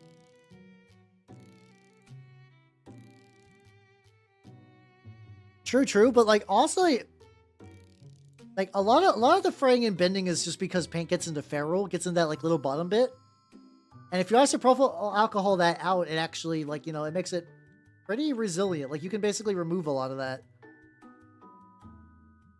So it's possible. It's possible. I believe in everyone's fucked up brushes, even if you don't. Oh yeah, barbed wire PC. So like when you turn it on, you're like, I cut my hand. Pain agony even. Let's see, let's get a little bit of ivory tusk. I'm just gonna lightly dry brush that on the foot. I don't need a huge amount. Here's my itty bitty dry brush. There we go. Speaking about this, I got this like 000 Winsor Newton brush, but it was a student series, aka it was made cheap and exploded almost instantly. Now it's my itty bitty little dry brush. Yep. Alright, so we got the fucked up little foot. And now I'm going to go and we are going to do some Warplock Bronze. Yippee! My favorite, like one of my Warplock Bronze is my favorite Games Workshop color. I'm about to say James Workshop out of Reflex. Also, Nintendo, have yourself a good night and take it easy, yo. Have a good night. Lucky I got my PC built. I don't want to have to interact with new PC parts. Like people get like they're like, ooh, 500 series graphics cards. I'm like, no, don't want it. Don't care. Don't want to touch. Do not give a shit. I'm good with what I got. Now I can go. Yes. Oh, this saves me so many headaches from the previous times I would do these.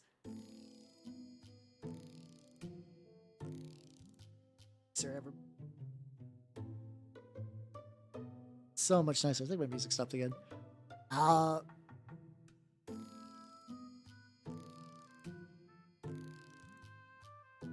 On pure rules, I would have to go with Trench Crusade. I like Turnip a lot, and Turnip's a very fun game. It's definitely like a very like loosey goosey. Just yeah, you're goofing around with your models. Like yeah, like there are decisions, and I do like I've definitely been like, well, I made a play mistake there, so I fucked that shit up. But I do think Turnip's got Trench Crusade's got tighter rules and it's got more legs and depth to it. Though I am very curious. So there are going to be the new like Shattered Lance rules, which is going to have like some more cavalry stuff, some more cults. Apparently, there's like a relic system that I don't know anything about really. Yeah, Turnip, like we get a little silly, and like I do try to win when I play Turnip. I'm not like being like cutthroat, super hardcore gamer. If you fucked up something, you gotta stick with it. But like not even that I played the Trench Crusade games like that either. I just think I enjoy especially the dice mechanic of Trench Crusade are really nice. Like the fact that everything is just roll 2d6, try to hit a 7 is really consistent. the way that the positive and the negative dice work between like things. It's really nice. Game-wise, I don't even know if I would really compare them because they're very different. Like they're just such different games in terms of theme. I would even argue they're still even pretty different games in terms of games because, like, you know, Trench Crusade's very, like, you know, because it's a skirmish game, you're doing individual models versus, like, an army. Not that, like, a Trench Crusade Turnip 28 army is huge or anything, mind you, but, like, you know, there is the difference because of that. This one.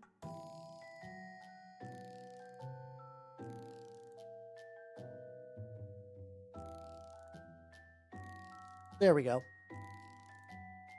But they're both very good. Like if I show up to the shop and they're like, sorry, we can't play Trench Crusade, but we're gonna play Turnip instead. Like I'd be like, hell yeah, let's go. And I went to the shop to play a game of Trench Crusade and then followed up with a game of Turnip. Like they're both very good. It's just that, like, also like the priorities are different and like what their strengths are pretty different. But I do bring both. Yeah, I have a bunch of magnetized I got a bunch of magnetized like clear plastic containers that can stack. So I basically bring, like, I don't bring every mini I own because like my Death Guard army is 2 bins by itself. But I do bring every Turnip 28 and every Trench Crusade model with me when I go to the shop. It's not that many minis.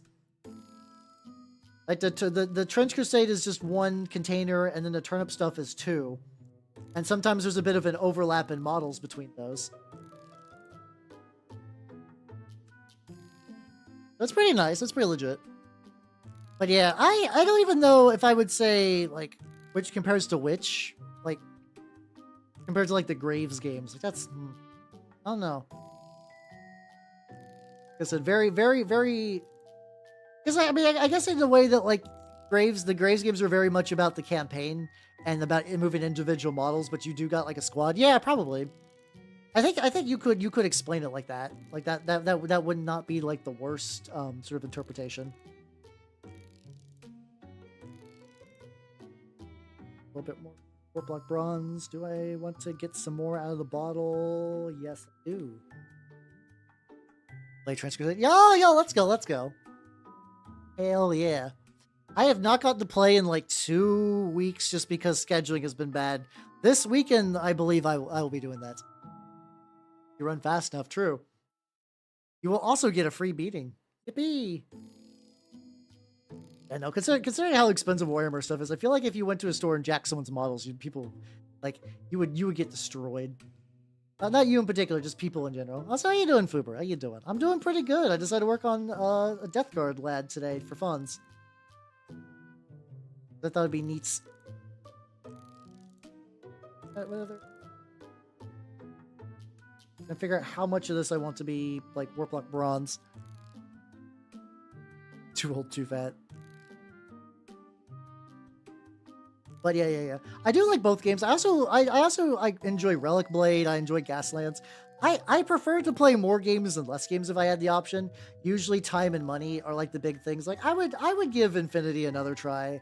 I would totally play Conquest, but like, no. Time do be limited.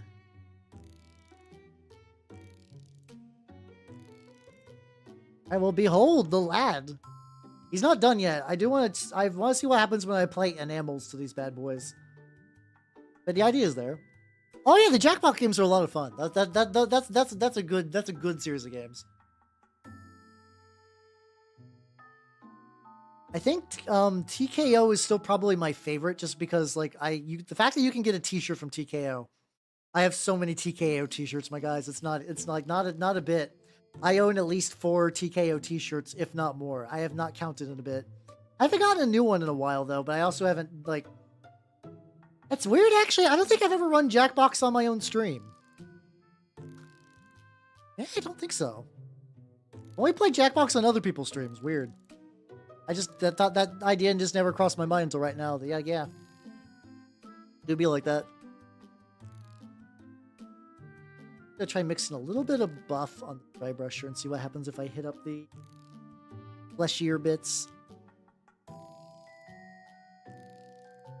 Jackbox stream. That might not be a bad idea, actually. That actually sounds kind of rad. I'll have to see which ones I got. But that feels like I shouldn't be too big of a deal to do.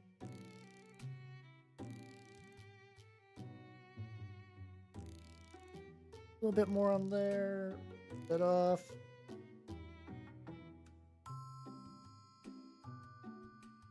A little bit on there. Hey, there we go. Okay. Yeah, let's go. Technoblade t-shirt. Yo, let's go. God, I do have a lot of t-shirts. T-shirts are life. T-shirts are love. Dry brush extra. Other stuff. This is fucking up this brush pretty hard, but like in a way it's supposed to. A little bit. Bit on there. Any others that could use like quite a bit more? Oh yeah, I got dry brush the wood. Just hold on. Get a little bit on there. That needs to be turquoised first. I just totally forgot. I just like. Let's go. So yeah, I should see what Jackboxes I got, and then maybe I can make that. I don't know when I would run the Jackbox stream, but that does feel like a good idea. Write that down. I'm gonna do a quick dry brush on the wood just to kind of make it grungier. Yippee, lad. Just let me go to my thing. There we go. I know would probably be a good time. God, my 5 years coming up. Oh God, my 5 years of VTubing is coming up in April. Oh boy. Oh sweet baby Jesus. It's real. Elf real. Elf real fucking old.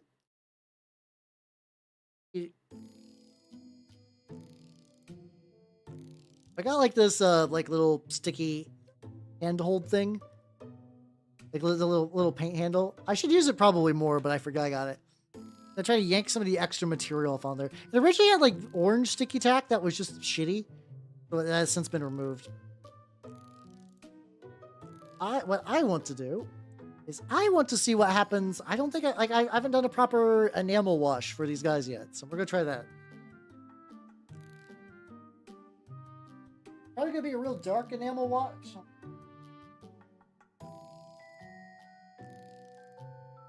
There we go.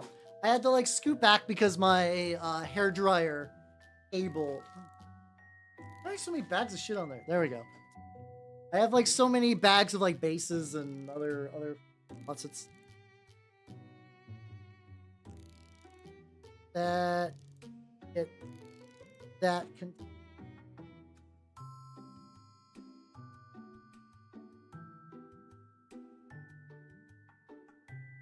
I gotta wash my palettes. Okay, this one will be fine. I can yourself as you turn to dust. Shut up! No, no. You're not wrong though. You're not wrong. To be fair, you're not wrong. Oh, there we go. This palette's still relatively clean. I can do that. Get my.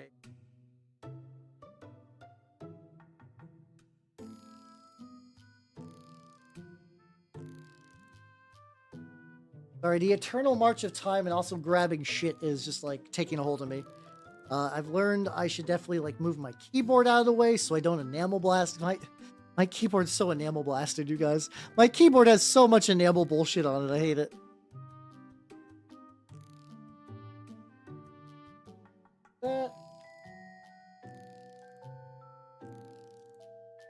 Oh yeah, fuck! I should tell you guys the I haven't removed him from the enamel yet, but Squeebles is doing pretty good, I think. I think there's gonna. I'm a little iffy about what he's gonna look like when I remove him from the mold, so we'll find out. True, my keyboard won't rust, but I don't know if that's a great idea either way. Got that. Oh, doing that thing where we're trying to knock off picture frames on my desk with the power of vibrations. Drops into the enamel mix.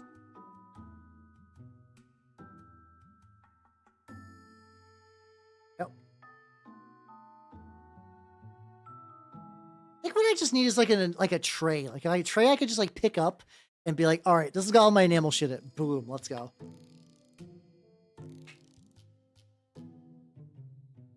Keyboard. So I have like a little mini, I have a wireless keyboard and I got like a little tray under my desk. Sometimes I just forget to tuck it in all the way. And that's when it gets blasted. Yippee. All right. Also, Jacer, thank you for the sub. Thank you, thank you, thank you. We're just about to enamel wash my Death Guard guy. Because I've not used the Goon's Grime on these guys yet, so I want to see what it looks like. I'm gonna give it a nice layering of this. I think it's gonna like wildly change the color profile, but it's definitely gonna like dirt it up, which is gonna be good. I also fuck around. There's like some of the like a black oil kind of setup. Really ran out. The sad thing is they just like I really just wish like these things had open tops. I can't really show you because it's still kind of reflective, even though the Goon's Grime is covered in crust. But basically, all of these basically, yeah, it's a enamel wash. Yeah, I know the name might be a mistake. It's like one of those things that, like, you know, people don't know the horrors that is certain corners of the internet. They're just like, oh yeah, a goon, like a dirty little creature that, like, you know, is your minion, and then people on the online are just like jerking it. It's truly as a culture we have fallen. I brush that crap over. That's not the worst. Gotta make sure I don't paint too hard, so it's like it will push them off. That's a big fucking clump right there. Go. What the fuck is Gyat? Oh, I keep forgetting what Gyat is. Oh yeah, it's an ass. That one was one that, like, I think some of the others I could like relatively catch off of context clues. I was like Gyat. I was like, Google, what is a Gyat? What do be a Gyat? One more little dot. Oh, that's way too bad. So that was like way too close to the edge. I was like, oh god, I'm gonna lose that. I'm gonna lose my shit. This is probably a bit grimier than I usually go, but also, you know, Death Guard. Death Guard, so it's not like it's gonna be like a wasted effort. There we go. Hey, I got to stay informed. Fucker. All right. Do a bit of blow drying.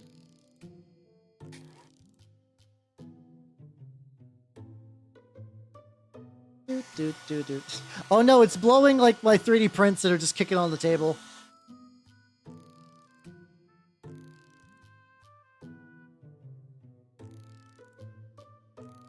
Yeah, this is going pretty good. Nice and easy. This is about... Goon's Grime is yellow. No, it's like a brown tinted kind of wash dealio. It's fine. It's fine.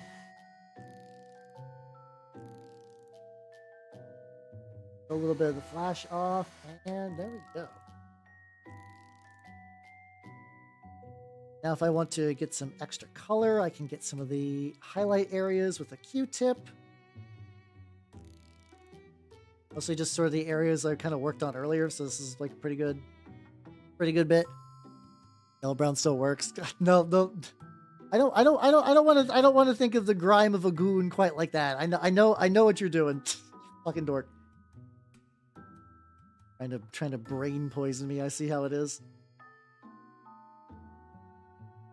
Oh god. Oh no, the Q-tip is getting stuck on the other stuff. Yeah, I think the big things I need to make sure is I gotta make sure the fleshy bits, like, you know, they've dirtied, but I don't want to get them too bad. A little bit on there. And hey, you know what? How Death Guard, relatively quickish Death Guard house style 2025? Pretty solid. There's stuff I gotta do. I'm gonna have to wait for them to dry for the eyes. The eyes will be a different color and glow. Like, probably not glowy, but they'll be a different color. I might use some other enamel effects to do some like slime bits. Or like a little bit of that, like the Carrion Crimson one that adds like a little bit of like flesh tinge to some of this stuff. Honestly, this might... It actually, like, if I keep doing it like this, I might have a reasonable chance of getting every Death Guard painted in 2025. Shit, I might... Oh shit, it's a new resolution, Foreman. Let's fucking go. Down again.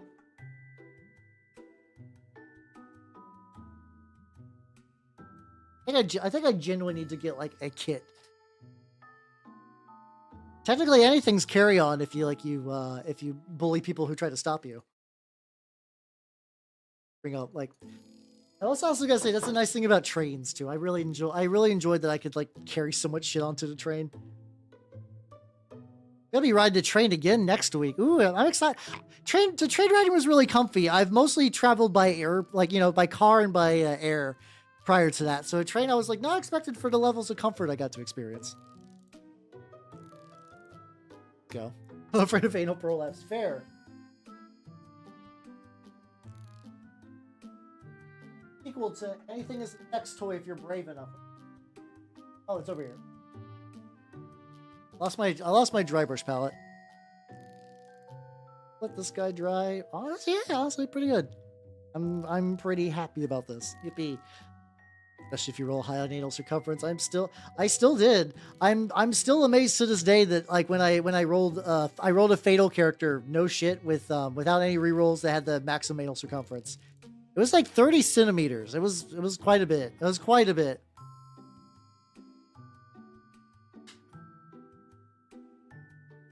Oh god, I almost knocked my team deck over.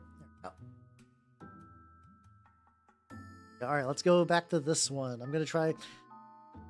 If I go, oh, I'm torn. This guy's kind of fun and boring. This guy is very elaborate.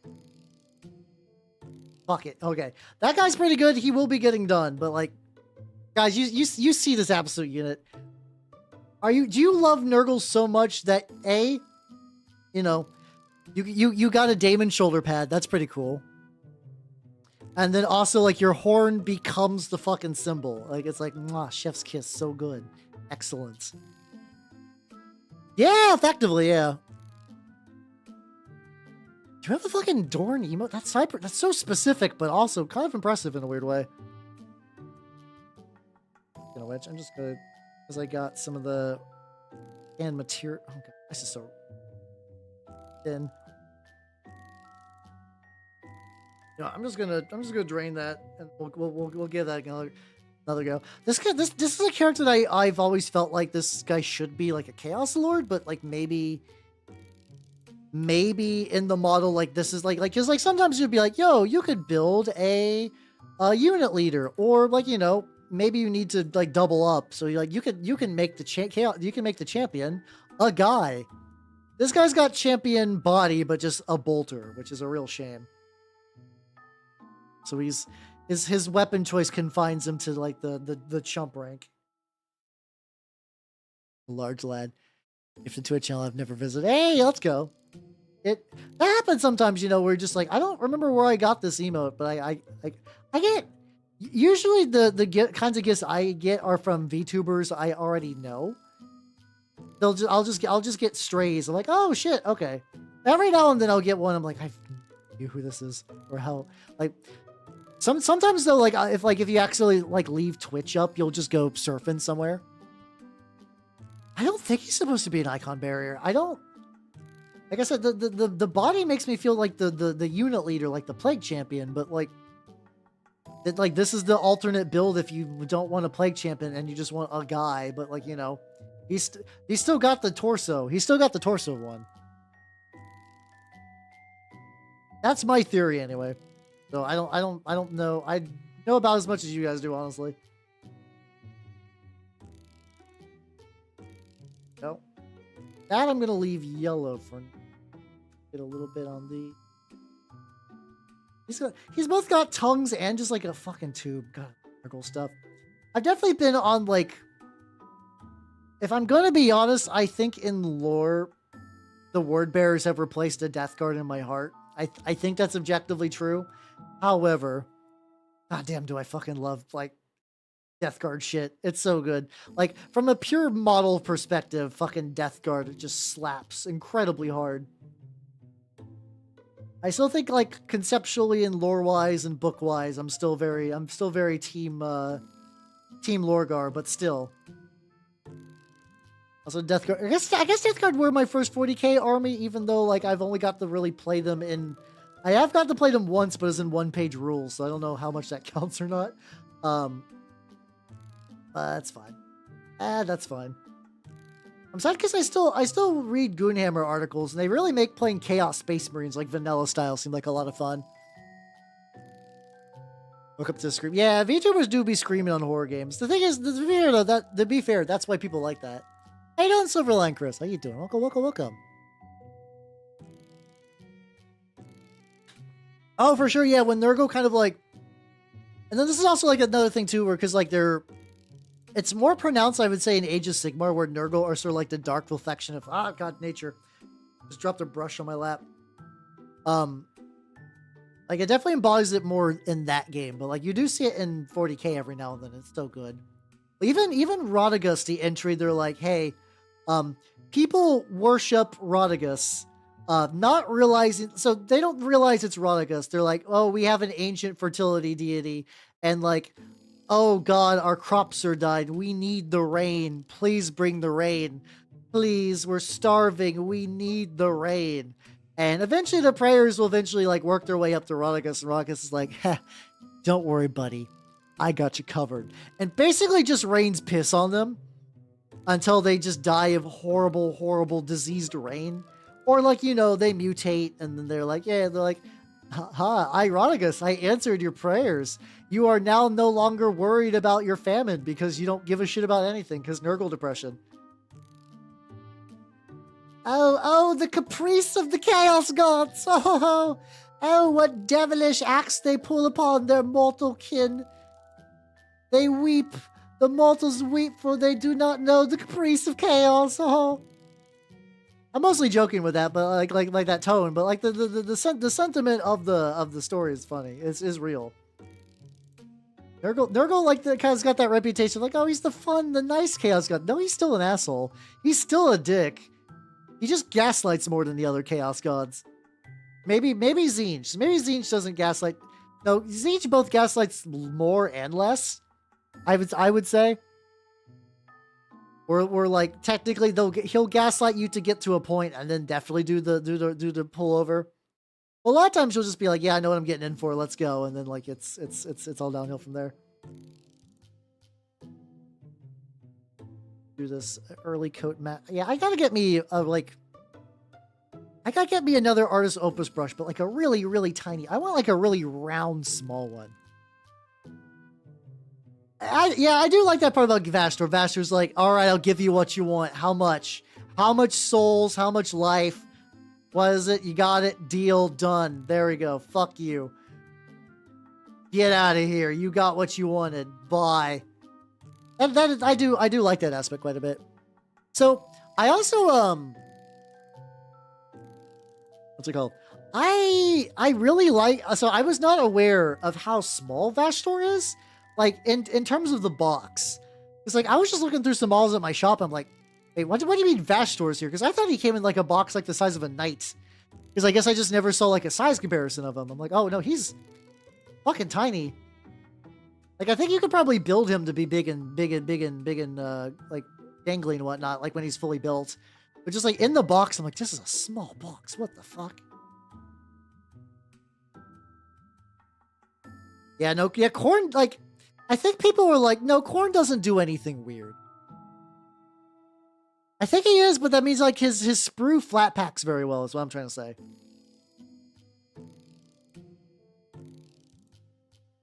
It goes nice and flat. Oh wait, this time I can actually do the paint order right. Hold on. Get a little bit more of this dark one, and I can do the slightly lighter one. Size Queen. No, I mean, I would still like a Vashtor one of these days. I think Vashtor's a cool model, but it's like he's very low on the list. He's very low on the list of like models I need to get one of these days, or even just build one of these days. I got models. I gotta deal with still. I got gifts I gotta build. Pain agony even. Get these last little bits. I think the one thing about this is because of the way I'm using the brushes, I do feel like I'm slowly mashing them up. They're getting all funked up. A little tragic, but not the worst. No, Be'lakor. Oh, Be'lakor's such a weird model to gauge the size because Be'lakor is not that big as well. Be'lakor's not that big. His wingspan. Like I don't know if that's like a weird thing to say. Just like, no, Be'lakor's not big. Be'lakor's wings are big, but like it's true. The torso of Be'lakor is relatively small in the grand scheme of things. It's just that his wingspan is just fucking enormous. Be'lakor got some big flappers, is what I'm saying. I get the hands too. Open hands? Probably not. We'll just do purple on them. Go. Yeah, I think it's like one of those things. It's like on paper, all of the Chaos Gods have noble aspects, and like you can like oh, you can use Tzeentch to overthrow a tyrant, and Khorne is about like righteous anger and honorable combat. I don't think they've ever like retconned that. I think it's just all the niceties of chaos. Like, don't sell a book. Like, fuck you, Khorne decided to make it rain blood because Khorne. So like, I think you could do a thing. Also, you what was the chapter you mentioned, the slaughters? I don't think I know those actually. Could you like do you got a link for them? I don't know if I know about them specifically. Like, I would love to say the name sounds familiar, but calling anything like the Slaughterers in 40k is like, it's him. Also, how you doing, Icarus? How you doing? This is my Space Marine chapter, the Blood Murders. They murdered the Scourge. Thank you. God damn, I fucked it up. Still a name that I would expect to see a lot in 40k. Still, you know.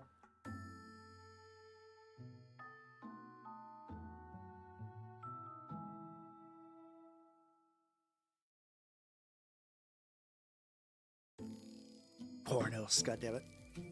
Oh, how you doing, 903? So, welcome everybody. Welcome. If you don't know me, I'm Halbernot the Mimic Elf. I'm a miniature painting VTuber of the Nurgle and Scale variety. How you doing, Kim? How is I know Reverse 1999 is a gacha game. Every character design I see comes out of that game fucks super hard. Specifically this one. Hold on. I have a very specific character design that I remembered from that game that I oh, hold on a sec. Hold on. Don't worry. I need to Okay, at some point my phone charger got fucked up. So there we go. I had to back out. Hopefully my phone doesn't die while we're doing this. Hey, if you guys don't know me, I'm Halbernot the Mimic Elf, miniature painting VTuber, the Nurgle and Scale variety. And let me show you. I have her picture saved because I need to show someone. Recently, where's she at? How you doing, Horror Loving? Welcome. How you doing? This is the Tooth Fairy from Reverse 1999, and like her design, I fucking love it. She's got this like big fucking metal mouthpiece, and she's just like eating fairies, and it's very good. I don't know if like this is like. Let's see, you're like, hey, yo, let's go. Like I said, I don't think I'll ever play the game, but like, I legitimately like love this design. I love this design so much. From my understanding, she's also a sullen, weird character, which I also enjoy. Sullen, weird characters are like, mwah, molto bene. But yeah, so currently right now, I've been on a big Trench Crusade painting kick. However, I've been doing some Death Guard guys today. So this is the one I'm working on right now. I've legitimately seen only her design, and Minky was talking about the succubus lady that has like a kind of succubus flapper that I really like. And this guy is what I've been working on earlier. He has been hit with some enamel washes. He's still drying. Like this guy was only like 2 hours. This wasn't too bad. I'm pretty happy for the speed. I'm definitely gonna like rust up his backpack and some shit. So he's not done yet, and he needs a base. Yeah, I played like a decent amount today. Oh, I forgot Rip was on this one. I just didn't take Rip off from last stream. Let's go. Yeah, I have not seen Anjo Nala. Let me see. Let me do a quick Google of that. Oh, that is the succubus lady, I think. Okay. Maybe it's a different one. I swear there's another lady I thought I saw. Oh, yeah, no, that is her. Yeah, no, Minky. Yeah, that was the one Minky was showing, where she's got like a cute snake tail kind of dealio, and she's got like the claw gloves. It's a very good look. It's a very good look. Get some royal purple because we're about to purple this motherfucker. Now did I know? How you doing, Jugga? Yeah, the stinky marines do be real. I'd be big stinking tonight. There we go. But yeah, painting's going pretty good. I got the one Death Guard guy enameled. He's doing good, so I'm working on this one. I didn't have a huge goal in mind for how many I would finish, but like, man, if I could get two that are ready for basing, and basing's the fun part. I love basing. Basing's very, very fun.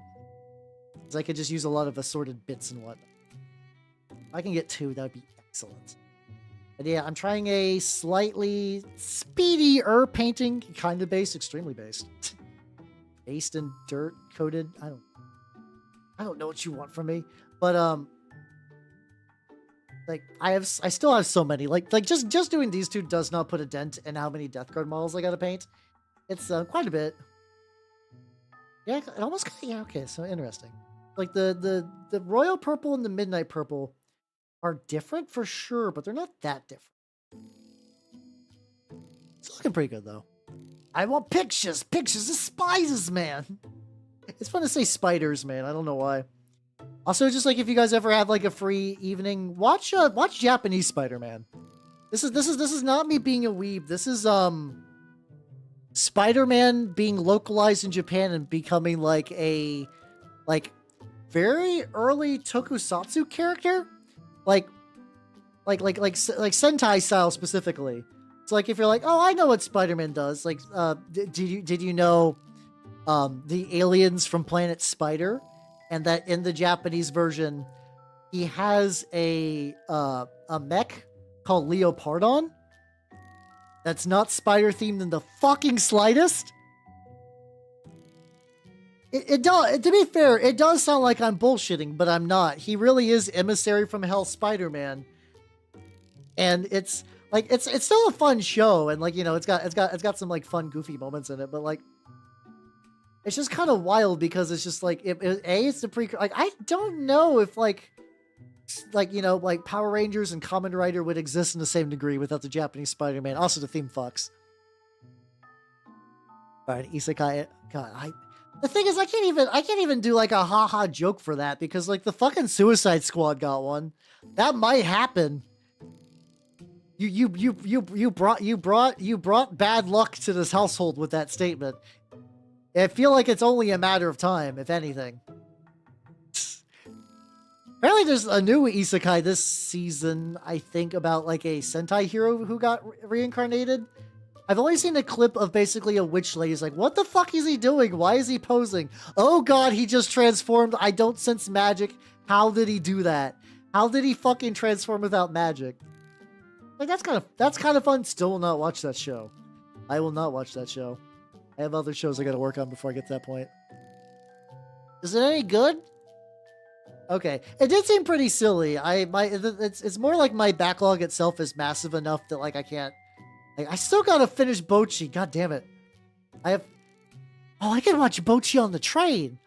I should watch Bocchi on the train. That's a nice thing too. Is also there's like a lot of space on the train, so it's like I could watch anime bullshit if I want to.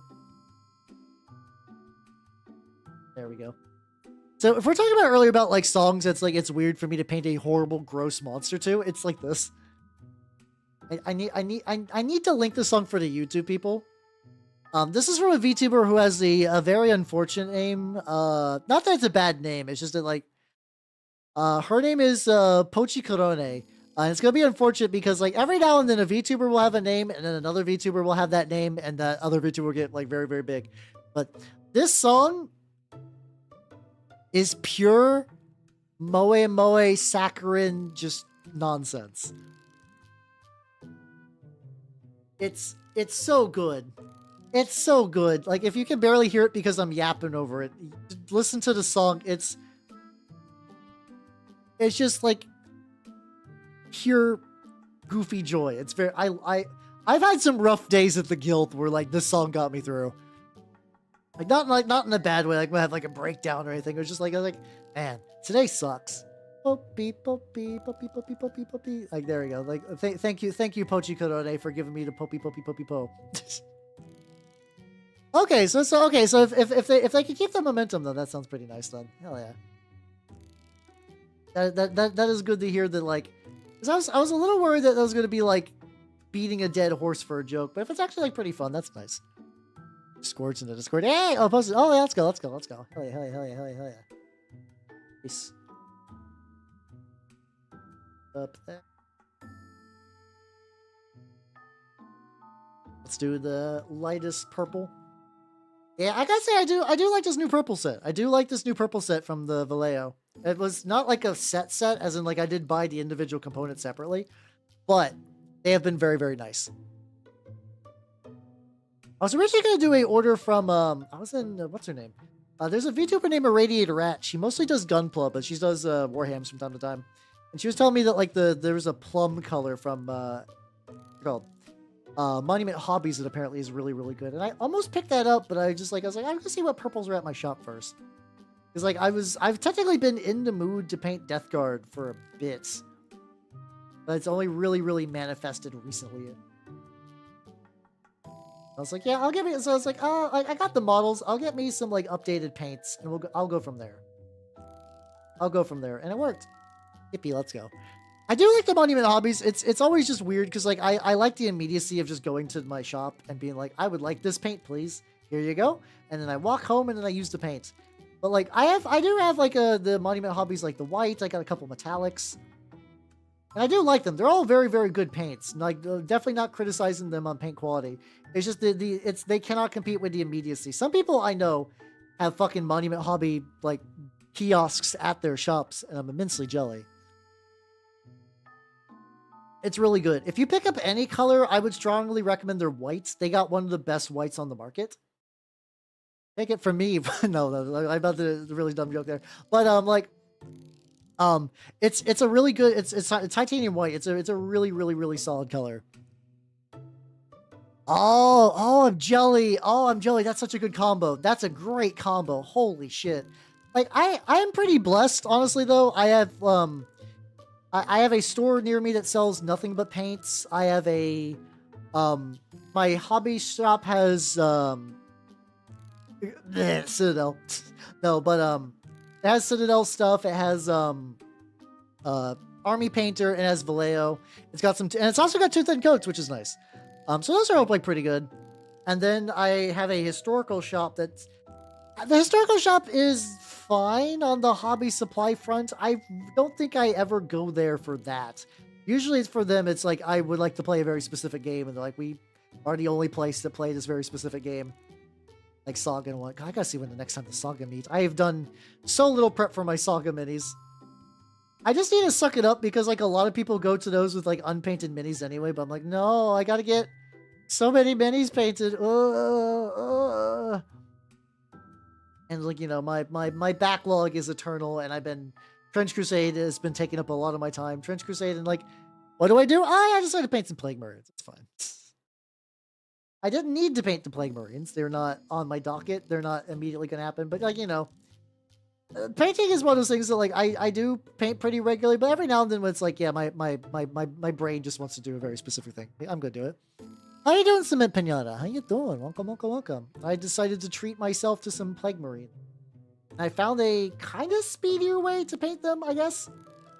It's a combination of using some of like the enamel knowledge I got, and then also just like, being brown legitimately is actually like a really nice starter for the, like, the purples build off of the brown. Any little bits that are like left over pretty much just become like more rust effect. It's a really like nice way to do it.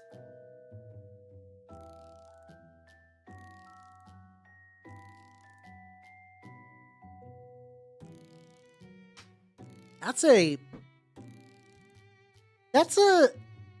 a really weird shop. It's kind of cool conceptually. The idea seems kind of neat, but still really weird. Yeah, just a smidgen of stank, just as a treat, you know. Like, because I think the thing that fucks with me on that situation is that like a lot of G-Dub stores make their money from the paints because, like, you know, you stock a whole bunch of paints and they just like get you money incrementally because, you know, paints run out or if you got the Games Workshop pots, they harden up. Got too much on the ferrule. Hold on. Gotta rinse that out before it becomes an issue.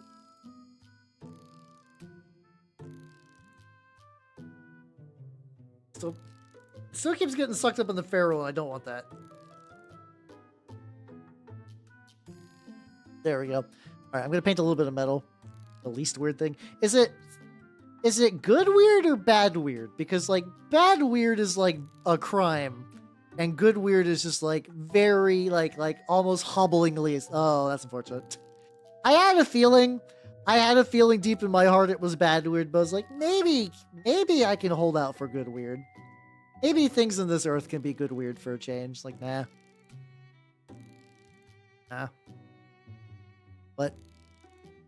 But hey, at least you got options though. At least you got options. I know, like compared to some people just having like, yeah, this is the only shop near me and it just sells this and the owner's shit.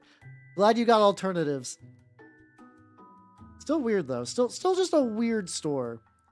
Why is like I don't want to keep harping on it. I'm extremely blessed by my LGS situation. It's really nice. Like other than like the Infinity Curb Stomp, and honestly, I think a lot of people in that Infinity Curb Stomp might be gone. So like that's why I'm a little tempted to give that game a go again because I got the minis. If I can pull out my fucking from the depths of my backlog, if I could find my fucking not my Morat aggression force. I don't have enough for a full army of Morats. I do have my military orders. There we go. My panel military orders. I think one of their jetpacks took some damage though at some point, which I have to imagine if I just find like a good 3D printable part and put that on there. Like I don't know what the kit bash rules for that is. Like I don't know a huge amount about that. I imagine if you're just using like the mostly standard models. Oh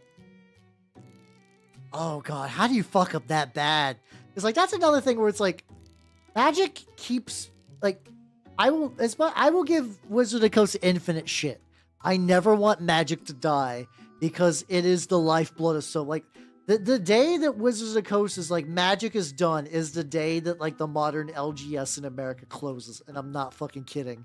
This is not me like tooting Wizard of the Coast Horde. It's a dire circumstance.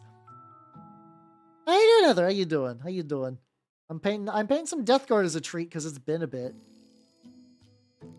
It has been a hot fucking minute. I'm having a little bit of fun. By the end of the stream, I might get 1.9 Death Guard done, maybe. This guy's got like a lot of extra detail than the other one didn't have, so I'm like not super optimistic. I guess we find out. So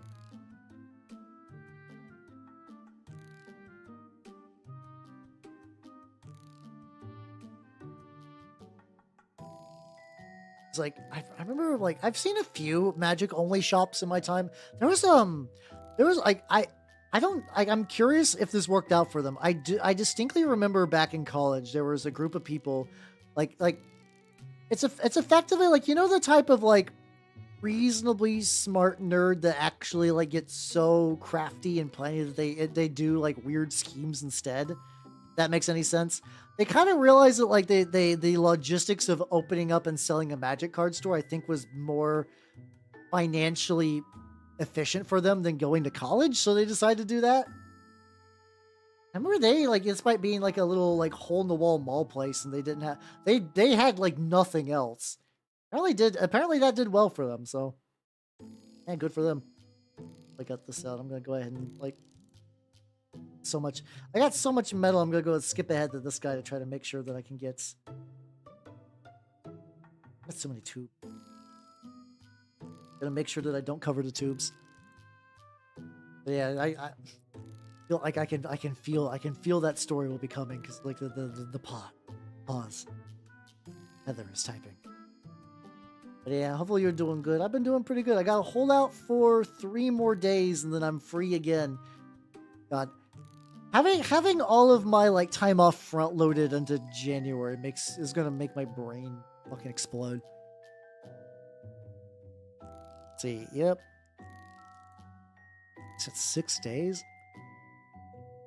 Minus his left leg. Oh god. Okay, so I've been in Indiana in the snow. Indiana snow is no joke. Like that's unfortunate what happened to him. And like I don't know like if there was a better way out of that circumstances, but like Indiana snow will fuck your shit up. I'm not surprised by this at all.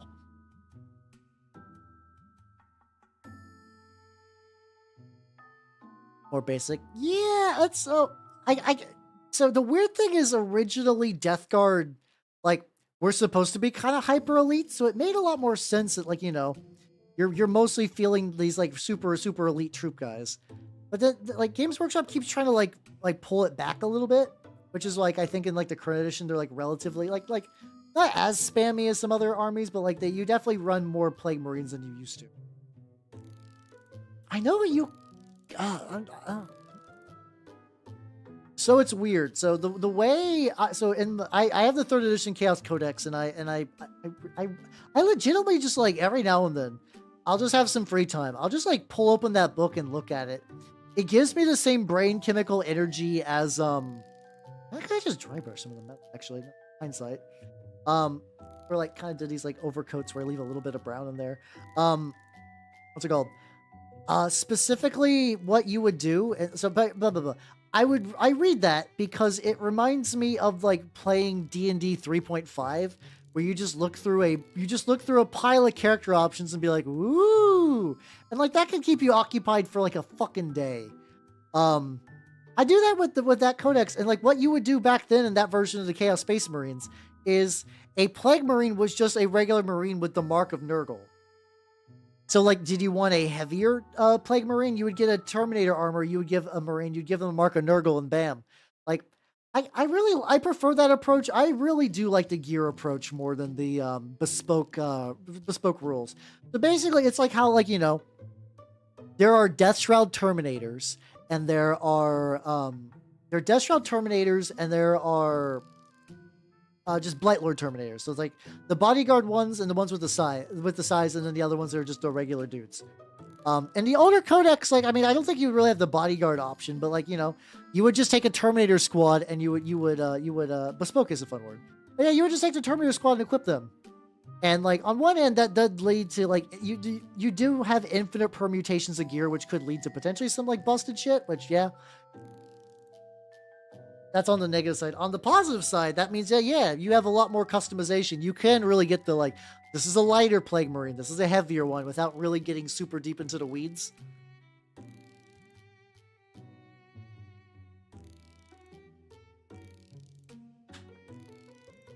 An airbag as a blanket. Oh god, that must have been miserable. I feel like at a certain point you're like, I'm freezing to death.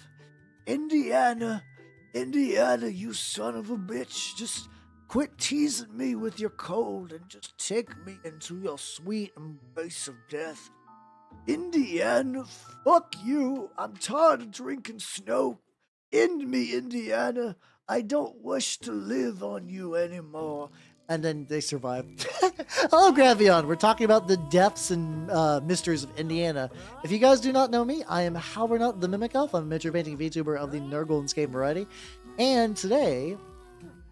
Yeah, what were you working on? What are you working on? I have been on a big Trench Crusade kick, but I've been feeling some Plague Marines. So, like, I got this guy, like, pretty done. And I'm sort of speed painting my way through these. These are primed brown. I'm doing kind of a messy highlight. I might try to highlight a little bit more on the purple to kind of like bring it up the tone a little bit. leaning a lot into kind of like a tarnished bronze for a lot of stuff. I did used to do copper, which made it a bit brighter. Like, guess I could try copper on this one. Yeah, I could do that. I mean, I can mix up the metals a little bit. That might work. Hey, yo, let's go, let's go. Honestly, one of these days I should get me like a big old chaos tank. That'd be nice. How you doing, Rosario? Welcome, welcome, welcome. How you doing? How you doing?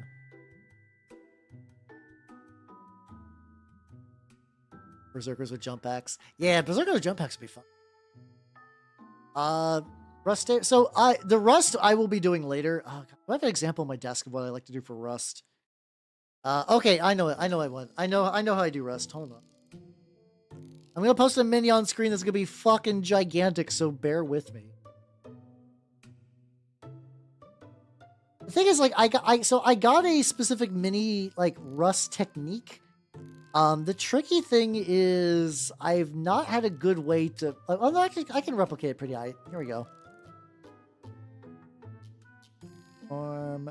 Fit the screen. There we go. I'm basically going to recreate this sort of Rust, where it's like I will do gunmetal, enamel wash, dark red rust, orange rust, and then dry brush with a very, very light, like aluminum or silver, depending. Probably more aluminum.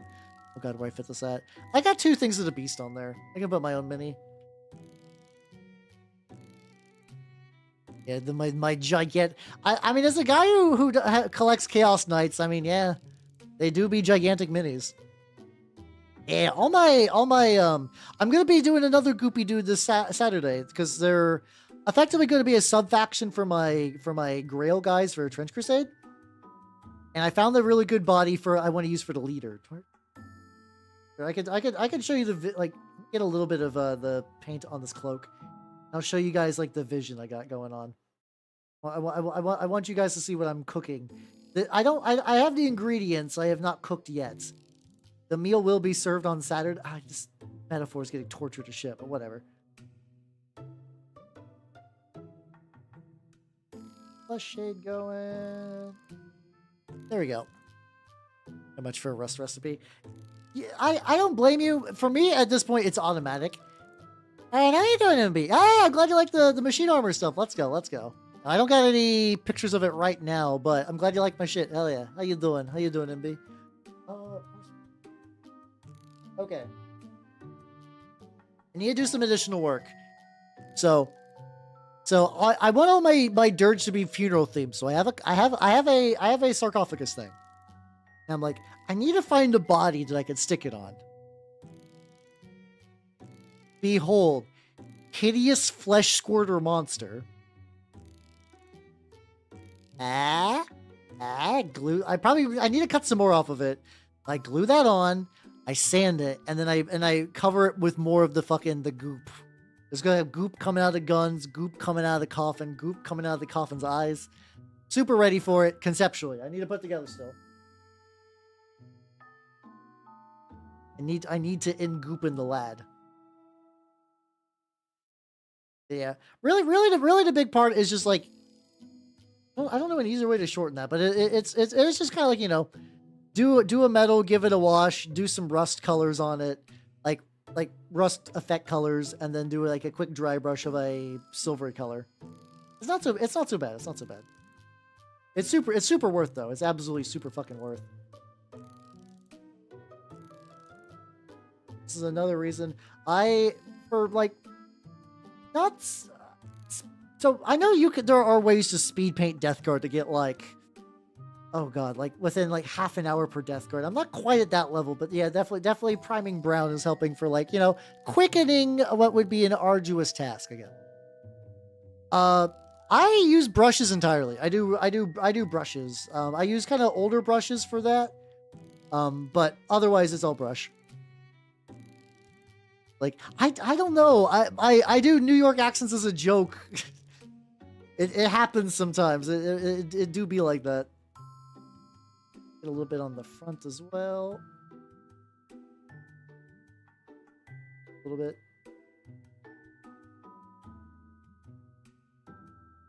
Kind of blended really nice. There's no Fortnite Guitar Hero. Oh yeah, there's a I forgot that Fortnite has a fucking Guitar Hero thing. Fortnite is just such a weird anomaly of a game. Like I'm like I've played like I'm a little sad that I didn't like the Lego mode did not enrapture me like I expected because I was like, oh, I do like Lego bullshit. I do enjoy me some Lego bullshit. A lot of it, like, I mean, I knew it was going to be Minecraft but Lego, and then, like, I was like, oh, yeah, wait, no, this is just Minecraft but Lego. Your copy of book. Yeah, yo, let's go, let's go. Hell yeah, hell yeah, hell yeah, hell yeah, hell yeah. I'm very excited for the book as well. I'm mostly looking forward to the book as just, like, a nice, concise repository of all the lore, because that's been kind of a bitch to get. That has been a bitch to find up until, like, still is a bitch to find. It's just kind of scattered over, like, Instagram and ArtStation and a bunch of other places.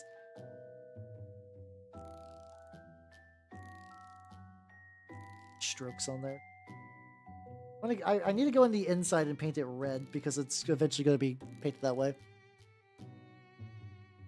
Exiles but Lego. Was it? I never played Conan Exiles, so I can see that. I've been vaguely aware of that. I've heard of Conan Exiles is fun, but like it's either like this is a fun game that like is still neat, or also like this is the RPG where you can hang dong. So both of them seem to be real.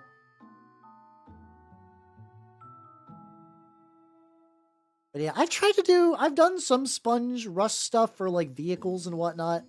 It's one of those things that I know gets better with practice, but I also know that if you really practice, you could just fake it with brush strokes, and that's probably a bit more efficient faking, I guess. Like if I really wanted to get like spend the time and effort to get good rust effects, I do feel like a brush. But then again, if I do like a big vehicle, then the sponging makes a lot more sense. So I don't know.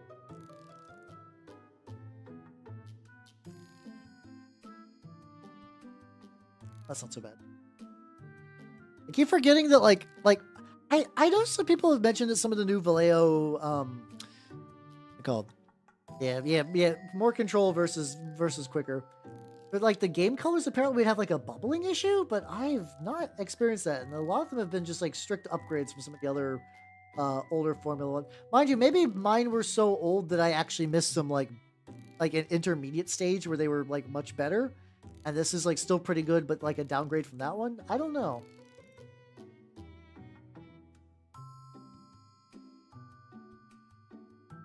Yeah.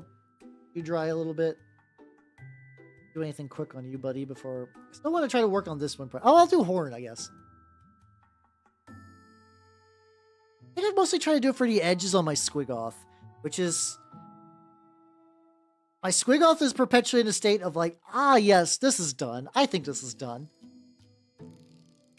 So the painted... Oh, yeah, let's go, let's go. Luckily, painting terrain's pretty fun.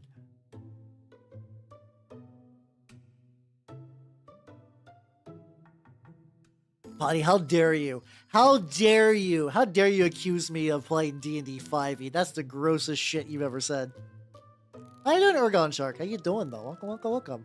Can you believe the lies and slander in my chat? Fucked up. If you guys want to know something wild, though, did you guys know that apparently I'm just not aware that for me, D&D 5th edition feels like it's like perpetually 4 years old. Nah, dog. That shit's fucking 11 years old this year. I'm like, what the fuck? And because I was curious, and I was like it was another one of those like people were like what makes a game retro, and any argument just makes me turn to sand, but like you know how it is. Painting tattoos. Oh, that sounds rad as shit. Also very hard from what I remember. Painting tattoos is very, very hard. But fuck yeah, let's go, let's go.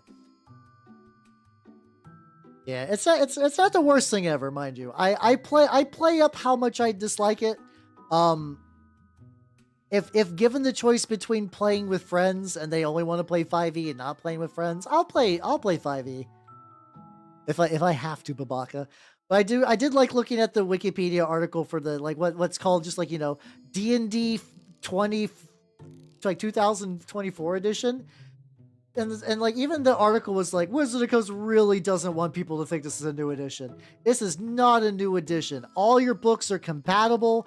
They'll be compatible. And it's like, I've heard that song and dance before. Buddy, you're in a new edition. I'm sorry. I'm sorry. That's what they always say. They always say that it's the golden lie. Yeah, everything will be compatible. No, your new books will be fine. Don't you worry your sweet little head. This has just got some changes in it. It's not a big deal. And then you're like, and then eventually they're gonna release new books that aren't gonna make any sense for your old books, and then you're gonna like, well, they re-released this class that kind of sucked, but hey, it's got new features in it. Yeah. I wish they would just say it was 5.5 and just rip the band-aid off, but I think they know that this audience in particular, compared to anyone they've ever had, is way more afraid of an edition change. Trenches. Oh yeah, let's go. Doing trench stuff for Trench Crusade is really fun though. I got my rubber mat in that I still need to do. I need to put. I'm trying to do that thing where you use like a paintable caulking solution and gravel to make like a flexible mat. I want a flexible 4x4 mat for my Trench Crusade stuff at the shop. To get a higher for magnification. Yo, let's go. Sponge is like, ooh, there we go. Yeah, it's like one of those things I do think if I got really good with the brush rust, I think it would be like a worthwhile skill thing. This guy's got a lot more details than the other one, but that's fine. Get these horns and we'll do some dry brushing. It's literally, yeah, it wasn't a lot because it was basically I think some of the monster math changed, but yeah, a lot of it was like, yeah, damage reduction changes, skill changes. I think there's some other ones. It's been a bit. Yeah. It's effectively I am copying the Black Magic Craft style of mats,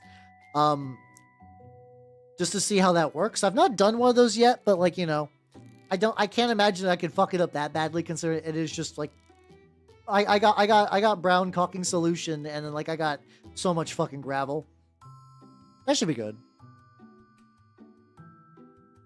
So, oh, I have an answer to that. There's so like here's the thing, and this applies to Warhammer. No, Magic's a very different story. I will need to disagree on that. But hear me out.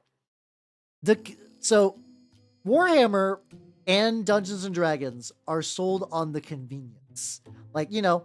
Like people like D&D, people don't want to look into other editions and stuff like that, other war games, because like the idea is you walk into a shop and you're like, hey, do you do TRPGs here? Yeah.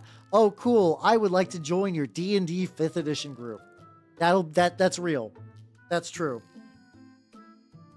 That convenience changes when there's a new edition. When there's a new edition, like sure. You could like when 9th edition changed to 10th, and a lot of people were like, I hate this, but they knew that they were gonna have to strap in. Because at that point, they are no longer playing Warhammer. They're playing a different game. It wears the skin of Warhammer. It's called Warhammer, but it's different. And that brings up a lot. That requires recruitment. You have to schedule shit. You have to realize that your players are going to bleed off into the new edition because a lot of people don't care that much. A lot of people are like, oh, cool, new edition of Warhammer. Oh, cool, intercessors are better this edition. I don't think they're good, but like, you know what I mean. X unit's better this edition. Cool, I like that unit. Nice.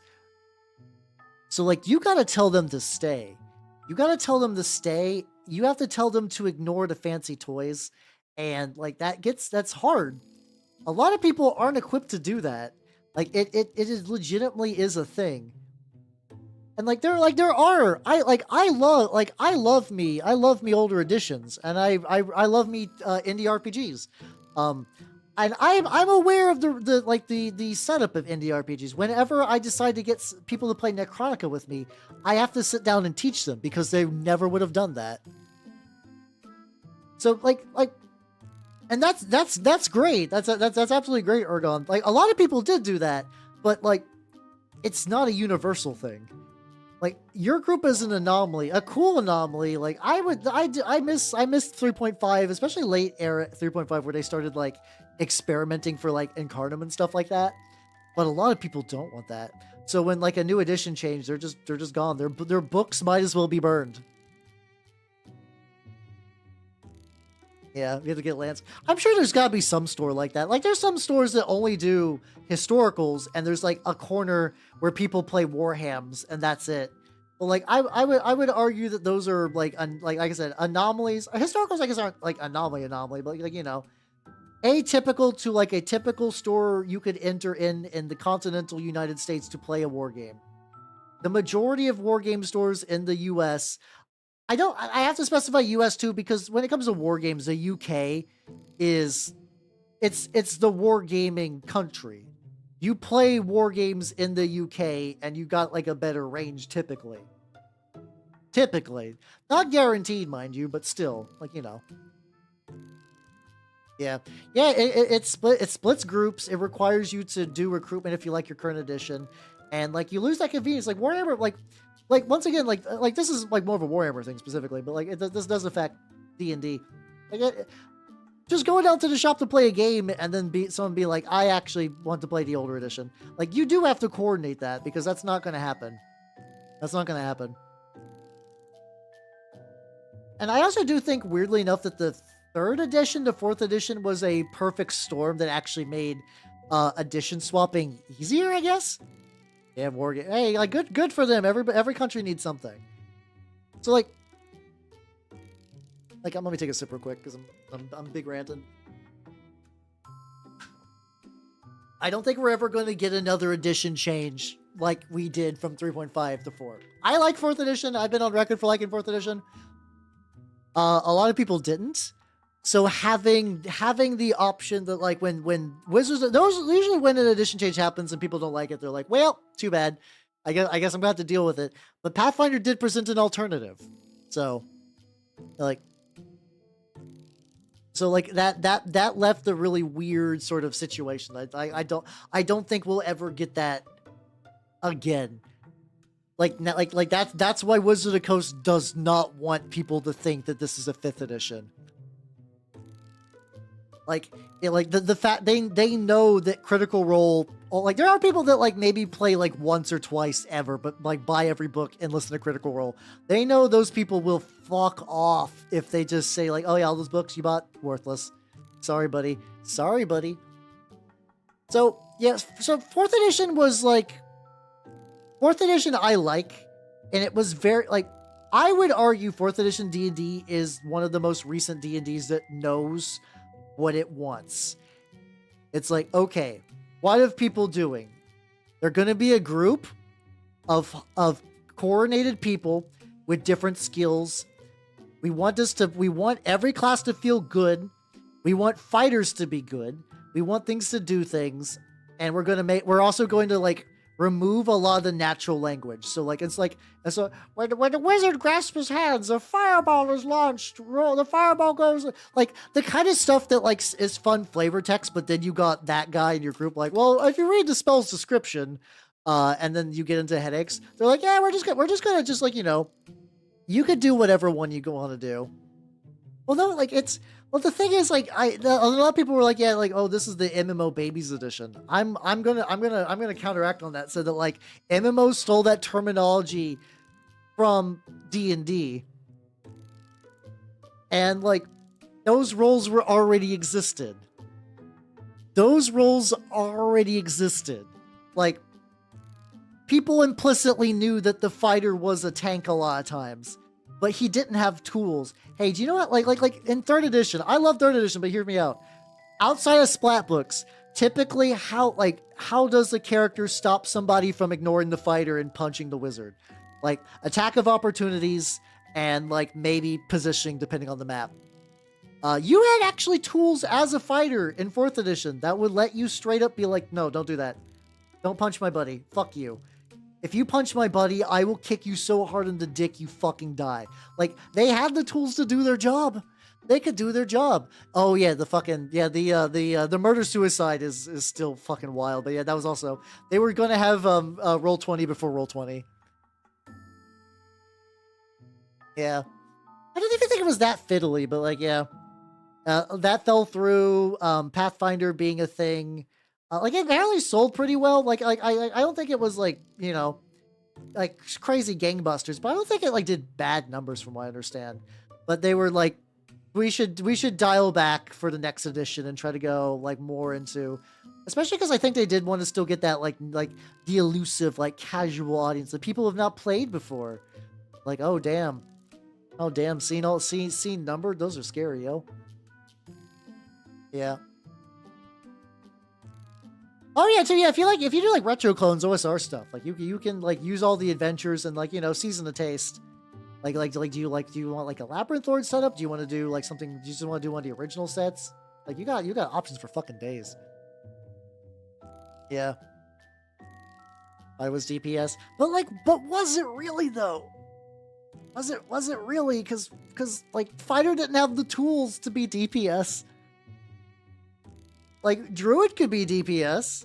Going DPS as a wizard was a mistake. You shouldn't do that. Like, but like conceptually, okay, then like who would like a lot of people did run Fighter as the sword and board guy. Like that like I know a lot of people are like, yeah, I'm going to be Fighter with a greatsword, but a lot of those people went to Barbarian.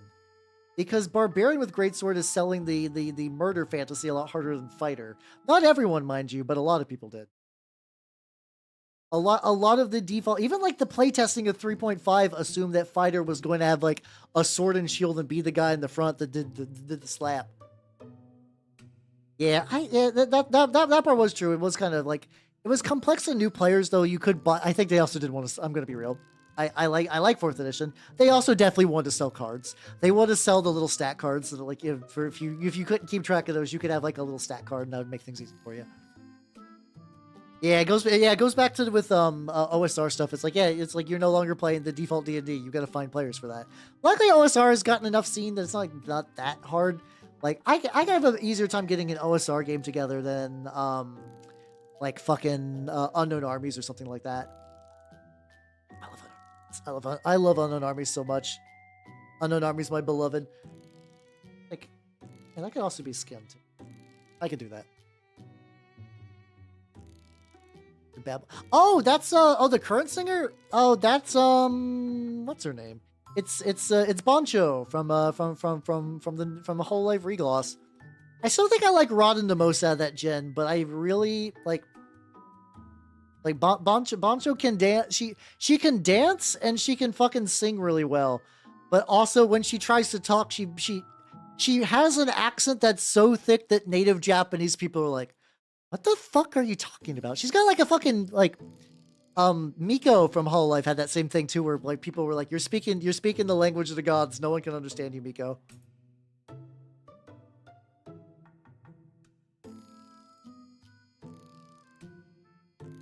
Live through high school nickname damage. Ah, gotcha. I mean that's also that weird thing too, where like sometimes things just work for certain groups. And like a lot of times it doesn't. Like I remember we had the issue where a guy decided to be the archetypical 3.5 problem of, oh cool, I'm a druid. You know what's cool about being a druid? I want a pet bear. Sick. I got a pet bear. Oh, I can be a bear? Oh shit, I'm gonna be a bear. I can be a bear that summons bears? Fuck yeah. And then it's like, well, what's Fighter do? He stab hard. But does he stab as hard as a bear? And the answer is usually no, unless you know the system. Like system mastery or a lack of system mastery will also kind of like level things quite a bit. Oh, that's just the fucking worst. There's a certain place in hell for people who try to like do like dumb team killing stuff. I actually don't think PC on PC violence isn't the worst. There's games for that though. When like you know, get together and play like Dark Heresy or like the Song of Ice and Fire game or whatever. Like, you know, those are ones that are like, yo, if violence happens, we don't mean anything by this. This is just what's like, you know, this is that kind of game, and everyone's like, yeah, we're on board with that.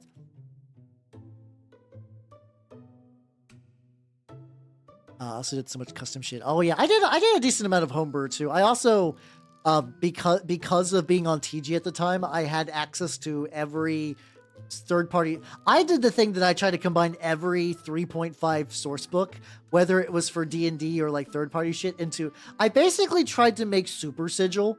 Like, I didn't call it Super Sigil, but it was like, yo, this is like alternate dimension sigil, where it's like, you know, every reality converges here.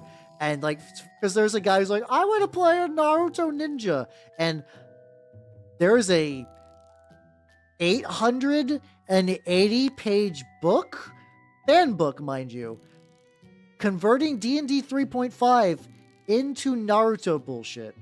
Luckily, he just wanted to be a puppet man. He just wanted to be a puppet man, which you think would be more complicated, but the puppet man did not interact with most of the jutsus. He just got a puppet and like a couple of minor ones. And a sigil my balls. That's a dumb joke. Anyway, monk with Micmac. Well, no, that's the thing though. That's the thing though, Calvin. You have like, I'm gonna be honest. You have a very different. Monk is a terrible class in 3.5. You have to min-max to make it good. It's a very atypical experience to have a busted monk, because normally that thing is fucking absolute dog shit. Got the microscope ready. Oh, I see. You want to peer down my pants, huh? See what you're doing. I see what you're doing. Your negs will not work on me. I am a proud independent VTuber who do not need no. Like, wasn't there like a joke meme about like a school dick inspection? Like like man, I hate it when dick inspection day comes or something like that. Isn't that a thing? Or am I hallucinating that? Yeah. Where am I going with that? Yeah, damn, that's nuts. Yeah. So yeah, so like I do think MB the big thing too. So I mentioned this earlier. Fourth edition was designed. I would argue more so like 5th edition, people don't realize how much of a fucking skeleton crew there is. Bathroom, that might be a thing. Oh, so how you doing, Blaze? How you doing? Welcome. Like, so they're honest to God used to be like teams working on shit. And like, 4th edition was like, okay, we're going to try to like give like all the classes like a job and a goal and, trying to do all that. And like there was nice ideas that like Pathfinder is using for ideas in its DNA. It's in there. Like a lot of modern game design people were like, hey, like we were too hard on 4th edition, or like there's good shit to steal because everything is like a reflexive circular circle jerk of just stealing ideas, which is fine. I'm not saying it's like a bad thing. I'm just saying that's just what things are. So yeah, like that's why I think a lot of people are nostalgic for it. I will admit that like I liked 4th edition, but I went with Pathfinder because going back to what we were talking about with Meister Miller, I got into D&D at the tail end of 3rd edition. I had 3.5 edition, sorry. I had so many fucking books. Holy shit. I had so many of them.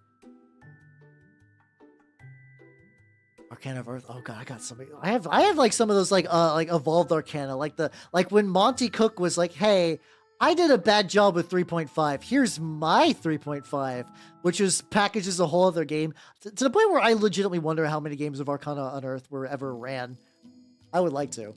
Yeah, I mean, it's as usual. Like if you're doing min-maxing, like, and the party isn't, and the DM isn't. Yeah, no, you're gonna wreck shit.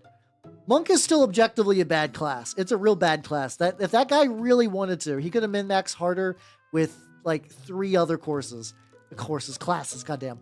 And you would be like, man, I fucking hate wizards, because like that's another option. I do think like the funny thing with 3.5, the optimal way to play a wizard was like to be like the #1 team guy, because like people are like, oh, wizards can do save or die spells. Like, no, that's terrible. Don't do those. You know what? You know why you don't do those in 3.5? Because they allow your enemies to get saving throws. You don't do that. What you do is you summon enemies and you turbocharge the party so that they, because buffs have 100% success rate. And not only that, the party will thank you for it. Like, oh no, you can't reach the enemy because it's flying. Cast fly on your fighter. Cast haste on your party. They will love you forever. They will never think you're broken. They'll be like, oh, the wizard's so cool, without realizing that if you weren't there, the adventure doesn't happen. The adventure does not happen. Oh yeah, there's so many books. Yeah, they will always make the saves. Yeah, but then you also do get some crowd control that doesn't. Oh, and like it's still carried over to Pathfinder 1e2. I remember putting enemies in the wall of force. Like it's a bad gameplay thing. No one should be doing this. Like, it's bad design. It's bad design, but putting someone into a wall of force that they can't get their way out of is pure eroticism in game mechanical form. It's so good. Strong recommend. How you doing, Colton? Welcome, welcome, welcome. Hey, yo, let's go. Oh, fuck yeah. I'm glad you had fun. I decided to take a minor break from Trench Crusade just to work on some Death Guard today. We're also yapping about old editions of D&D. But yeah, fuck yeah. I still need to work on my Sultanate, guys. I reprinted the when I did my Sultanate War Beast, I needed to airbrush that motherfucker. He's got too many deep divots that just don't work very well with painting. Hell yeah. I'm hoping to get a play again this weekend. My shop has been, because we've had bad weather recently, so everything's been kind of on a hiatus for playing. And I hunger for game.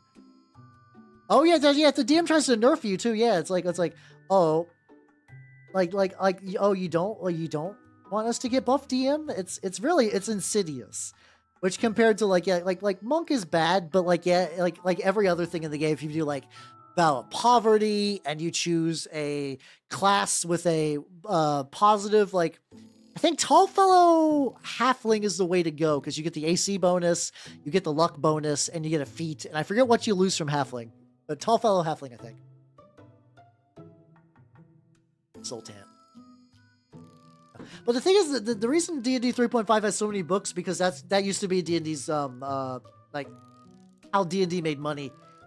Is they would be like, okay, we're gonna sell you all these fucking books. Like now the idea of D&D, it's like what you do is you buy the yearly adventure path, and you did it, yay, you did it. Maybe every now and then they'll release like a Tasha's book or something like that. But otherwise, yeah, no, you're pretty decoupled. No, I don't own the Book of Erotic Fantasy, though I fucking want to. Made Charlie. Like, I mentioned before, it was at my local shop once, but it was $180, and I was kind of strapped for cash, so I did not buy the Book of Erotic Fantasy. I regret that to this day. I super regret that. Yeah. As an abjurationist. Oh yeah, you can do a bunch of wild shit. Like I think I did I did a Conjuration Wizard and Pathfinder. Pathfinder Conjuration Wizards are somehow even dumber, because there is a ability you can get as part of the, like, Pathfinder did a thing. It was like, oh yeah, if you specialize in a type of wizard, you will get some like extra bonuses. They gave them a swift action 30-foot range dimensional door as a spell-like ability. Paizo was huffing the most finest of like car exhaust. Not even drugs, car exhaust. It's like, what the fuck are you talking about? It's 1 feet to enable you to do actions out of a dimensional door, and then no one can fuck with you. It's great. Oh, okay. So there's official is a stretch. Here's how it is. Might need to go get some water at some point soon. Very, very thin brush. So there is a book called the Book of Erotic Fantasy. There's a book called the Book of Erotic Fantasy. It is a D&D 3.5 third-party sex book. How's it going, medic? Strap in. Oh yeah, isn't there like straight called like the Kama Sutra for the Dark Eye one? Anyway. The book is not official. However, a lot of people that worked on it did go on to like work at Wizards of the Coast. So like it's about as official as you're gonna get. Like I think if you look at the range of like, I think if you look at the list of devs, and then like a lot of them were on what was called like the D&D Next playtest. They did some playtests between 4th edition and 5th edition, where they were doing like this like really weird like experimental kind of like they were trying to figure out like what they wanted a new edition to be. Drop honor in, yes, strap in. Yeah, it was like, I think there was like I know there's like one lady at the very least that definitely like worked on that book and then worked in the official Wizards team. So yeah, that's what that is. That was, I mean, there's a couple of other ones that exist that are like D&D 3.5 sex books. I'm sure there's D&D 5th edition sex books. I just haven't looked them up. I know they exist. Yeah, there we go. This is the nice thing about a old TRPG hag is I can inflict my D&D 3.5 knowledge upon people that remember everything. Raja Sutra. Oh, there we go. There we go. I vaguely heard of it. I actually do own a English copy of the Dark Eye. I have not played it. I heard it's fine with like little sprinkles of just like German autism kind of mixed in for like, oh god, did this really need numbers? Okay, here we go. Um I heard overall it's like a pretty good game. Yeah. Like, yeah, so like if you didn't know Colton already, I do play Black Grail and I agree. Black Grail's interesting and it's like they're very defensive and they got a lot of cool shit. They get teched really easy. Like basically like if you have fire or if you have what's it called? If you have fire or if you have gas mask negate a lot of the weaponry, and then fire deals with that stuff. Like actually, I know Sultan and Alchemist can switch their element. That's probably really banging against the Grail actually, because you can be like, oh, today I'm going fire. Let's go. 10. Why? Yeah, because like Ed Grig's definitely one of like the last remaining like real sex positive, just kind of like boomer hippies. Yeah, I mean, like the thing is, like, ERP has been around forever, so it's not even that weird. Oh, there we go. Yeah, that sounds about right. That sounds about right. Okay. There was the YouTube delay where you were like, I did exactly that. It was glorious. Fuck yeah, let's go. So yeah, it's I mean, so erotica is interesting. Okay, so this is what I mean for that. Okay, like there are people that ERP online just fine. Camera did freeze. Thank you. I was lost in the talk of erotica. Yep. But every now and then I have to basically like unplug and replug my camera connector or else it freezes. Hey, we back. Yippee! Yay! Let's go.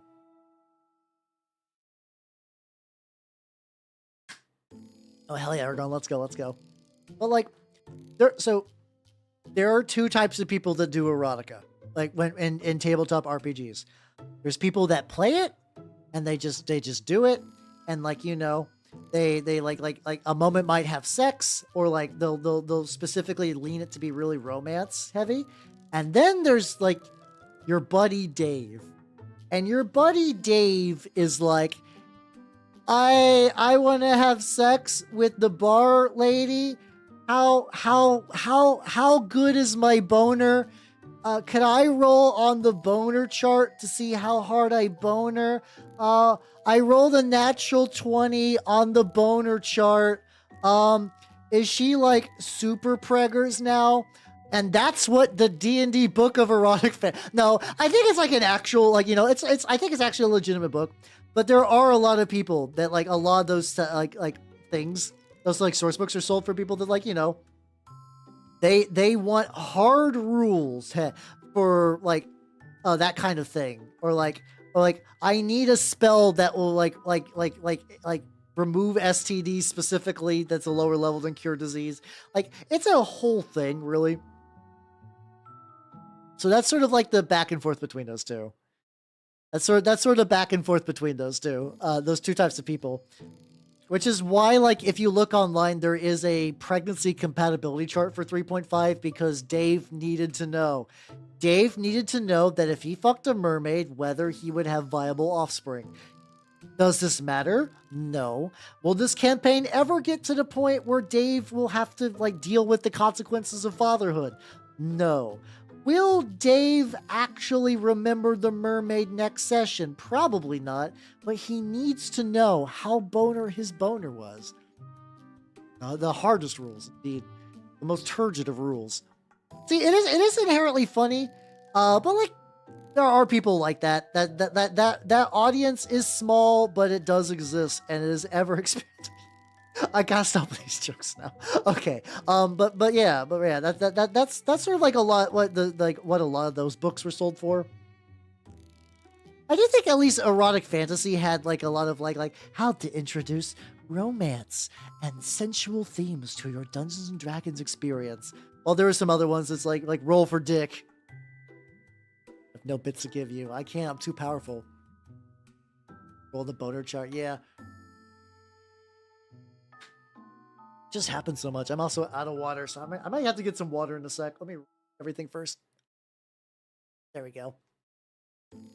Some people are like that. It's like, so like that guy is a thing, but there's some people that like hover on the precipice of that guy where you're like, you know, they're like not ideal, but they don't ever quite get that line. Like your buddy Dave will ask about his rogues boners, but like he's not going to be obnoxious enough to kick off the table. Those people exist. They're like, you know, it's whether you run into them or not depends on the whims of fate, but those are real. Edging the line indeed. We said anti-contraceptive blessings. Oh yeah, though fair. See, 2 players are married in their mess. Hey, let's go. Oh yeah, I guess I'm not surprised by that. Like you have to understand that like how many people fuck at LARPs. From what I understand, I have not been to a LARP. If I would actually like to go to a LARP for not sex reasons, I think it'd be fun. But yeah, no, people in costume like to dress up because yeah, they are dorks at the end of the day, you know. We all do be dorks here. GM, I would roll consult the castration chart. But yeah, people are funny about that. And like yeah, you would run into those kind of groups online and stuff like that as well. Usually a lot of ERP is more of an online activity. I would argue with the caveat that a lot of groups play via Discord these days. And it's way easier just to be like playing with your group and then you're like, yo, we're going to take this to a side channel and like bone down like crazy style. And like that's fine. I don't have any like moral like disgust for that. But yeah, like usually that kind of thing is harder to do at a table. Oh no, you rolled natural 1 on the boner chart. Dave sprouted a second boner. It is him, the duo dick. Roll for initiative. Yeah, no, Dave and him both sprouted a second boner. It's we're doing some jack chick like Blackleaf, no, but for boners. I'm sorry it had to be this way. Yeah. That my life dressed as a gargoyle. See, I have to I need the clarification. I'm sure the implication was that you were dressed as a gargoyle, but I also read that as your wife was dressed as a gargoyle. I need to know MB, who was the gargoyle? Who wears the bat wings in this relationship? Oh god, there we go. Yeah. So I'm going to be honest though, Ergon. So weird shit in tabletops, I would argue are over like they're overstated online. They're absolutely overstated online. So here's the thing. Like you're gonna read more bad stories online. Like, cause here's the thing. I'm gonna tell you 2 D&D stories. Both of these are theoretical. So last Saturday I played D&D and it was pretty cool. We went into a dungeon and it was really, really sick. My buddy Larry, he almost died to this trap. Oh god. Luckily we were able to get him out, but like, man, he lost all his treasure. He was really sad. And like, dude, we got to the end of the dungeon and it was really, really crazy. The wizard was doing a bunch of mad science. So he had like a double owlbear. It was just an owlbear with 2 sides of an owlbear. And we thought it was a really cool fight. And all together we had a lot of fun. That's story 1. Story 2. So I was playing a tabletop RPG at my local shop, and this 500-pound man who reeked of ass sweat sat down and described in perfect detail his succulent elven maid that he was playing. Which one do you think is going to get a better reaction online? You know, it's going to be number 2. So you're going to see way more number 2 stories online, even if number 2 is much rarer of a thing. His name was Andy. Andy is basically like a semi-anagram of Dave. So how you doing, Bamboo? How you doing? Yeah, Nurglin in the flesh, exactly. It's because bad stories, like stories of that guys and bad shit, is way more entertaining to a general audience than I played with my friends and I had fun, you know? And he was dragged it away like, I was just trying to roleplay a succulent elven maid. Fucking rest in peace, succulent Chinese meal man. You live in my heart forever. Society did you wrong, and I'm sorry. I think he's actually like a criminal or whatever, but like that clip is still one of the best. Yeah, you gotta really learn about how like oh no, the elven maid, she's like really powerful, but like if you tickle her feet, she loses all of her power. So it'd be a real shame if the bad guys tickled her feet, haha. Like that kind of that guy. Like that kind of that guy.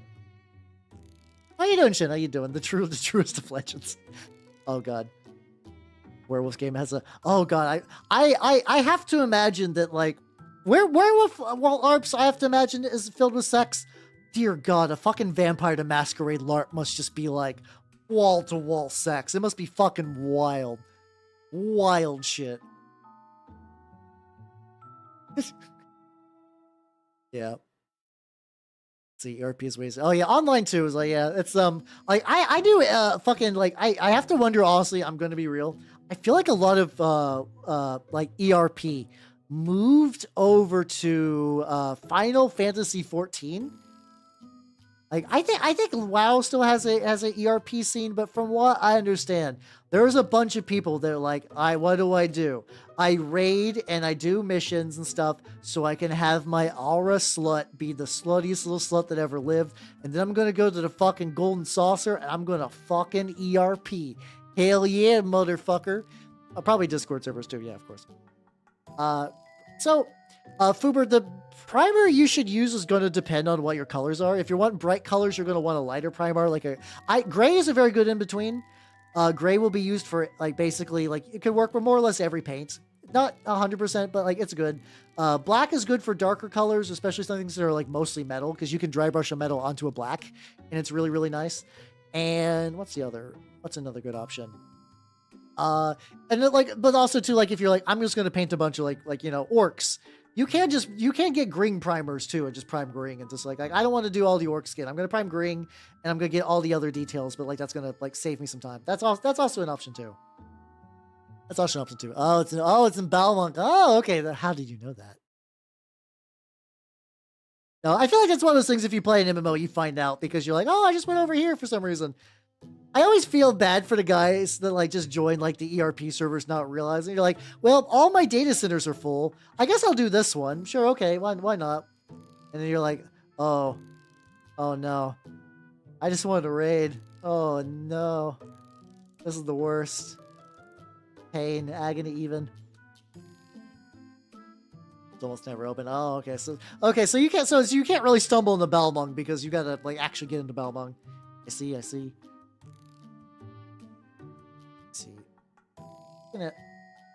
I don't know if the spikes I want to bother meddling or not. Ah, okay. All right, hold on. I'm gonna grab a drink and take a short idle break. I will be right back, so don't you worry. Don't you worry. Here, I'll leave Henry to watch you. There we go. He's a little more desiccated, but he's doing it. All right, I will do that. BRB. Whoop.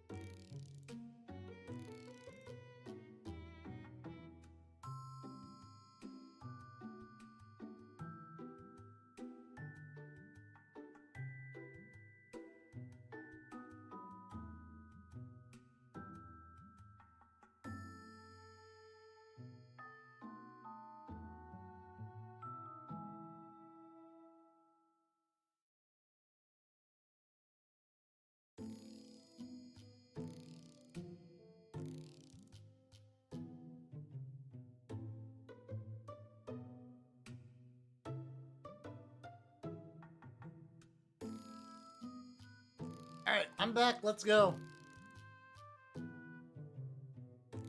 I have returned. Yeah, there we go. Welcome back, everybody. Oh, he's huge. Lad. He's, this is the first time I got to see the natural desiccation state of a lemon pig, and it's interesting. He's shriveling. He's shriveling but holding on, which honestly, that's a mood.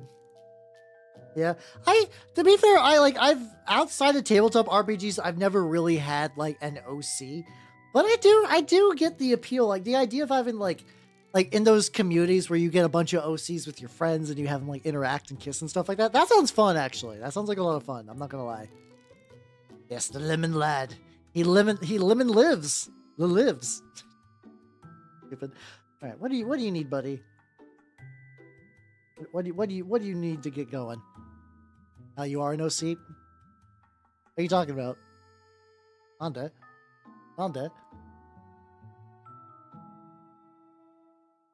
I can't be an OC. I'm kissing no one. Oh yeah, about the oh yeah, I am a mimic elf. So yeah, there we go. Let's go. Yeah, this is what I look like, dude. What are you talking about?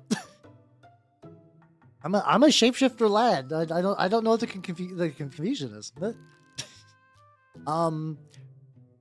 I had like head story OCs, but I mean what I mean like, okay, like there's a website, right? That's actually like, I don't know how new it is, but I've only really found out about through like VTubing friends, called Toy Box, which is like you collect your OCs together in one place, and then like you can like trade them with people, and like you can write little stories and keep them on there and keep them all condensed. Like that's what I imagine. Like that kind of OC is fun. It's also kind of weird because you can sell them on there, like, or like I guess you could do. I guess that's also like what you would just do for like an adoptable though.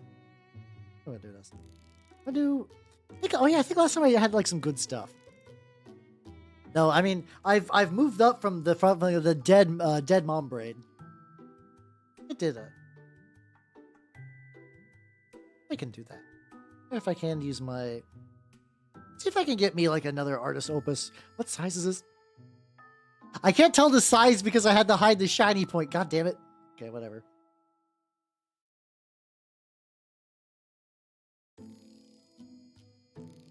If I can like get that up in there. But if you know how you can do the kissings, we believe in you. Thank you. Isn't it kind of... Kinda, yeah. I mean, that's not the only. That's like. So I will like VTuber rigs are expensive, but like if you can do that, that's not even like a fun thing. That's a job. You've acquired a skill that can make money. Rigging is hard. Rigging is hard and time consuming, but like you can do some cool shit with it. I mean, worst case, like if your friend wants to be a VTuber, they can always use like PNG Tube or like, I think PNG Tube is the better version for PNG tubing these days. Which, I mean, it sounds redundant, but yeah, there used to be one called Video Tube that was sort of the alternative for like that kind of thing. Like doing this like kind of splotchier skin for these. Get in there and get a little bit in there. Because it was like kind of dark, but yeah, but I think like yeah, like it's doable. Like I've seen people that were like, I've never rigged before, and they pick it up and they're like, oh yeah, no, I'm actually good at this. How much did it cost? Oh god, okay. It's hard to give you a definitive answer because there's a lot of variables. I am also a special case. So mine was a bit more expensive. I want to say mine was like roughly in the ballpark of like a 1,200 maybe. I could be wrong on that. I would have to double check. In general, assume that you're going to spend probably over $1,000. I think that's a relative safe threshold. I'll say, Matthew, have yourself a good night and take it easy, yo. Have a good rest. Too late. VTubing is in the stale phase. I don't think so. I don't think so. Actually, I'm gonna also counter. I'm gonna counter. And that it will never reach meme popularity phase like it did with COVID. That boom. It was a boom. It will never get to that point. now VTubing is like a form of streaming. VTubing is just going to be a thing now, which still means like, yeah, you could still like, rigs are still needed. Like there are people that like my mama, my rigging mama, Milky, very good lady, very, very good at rigging. It's still, let's see, if 700 from a simple functional one. Oh yeah, no, it can get a lot. But yeah, no, like she's still backed up. It's still hard to get like a rigger that doesn't take like fucking like 6 months just to get to your rig. Like it's a lot. It's a lot. Like that's why I legitimately say like if you get good at rigging, it is a source of income, legitimately. A lot of it, like you know, like, are you familiar with the concepts of tweening? It's kind of like a flash animation thing where you just kind of like stretch and bend shapes. Like, let's see. It's mostly that. It's like tweaking those a lot. I don't think you need to program, but you do need to sort of recreate a animation workflow. Like, let's see. Like, I don't have a specific, I thought I could find the official one, but like, there's actually like a bunch of, oh, here we go. Like, there is a bunch of tutorials online. I actually don't think these Cubism ones are like 7 years old. Okay, don't look at those. Anyway, there's tutorials that will give you the basic idea. But yeah, it is effectively, because like prior to VTubing, like Live 2D is still used. Like if you ever see like a really like bouncy anime art in like a gacha game, that's probably using Live 2D, honestly. It makes animation like a lot more doable because it is kind of like a Flash sort of dealio. Yeah. Oh yeah. So I think that like the big change too, like going back to like MB, like it's like you can't just be a VTuber. VTuber as a concept, like what are you? I'm a VTuber. Cool. We're way beyond that point. I've been kind of blessed / cursed with a niche. I'm a very niche VTuber, but in my niche, I'm like having a niche has kind of kept me like steady through these years. Like it's legitimately been very, very good.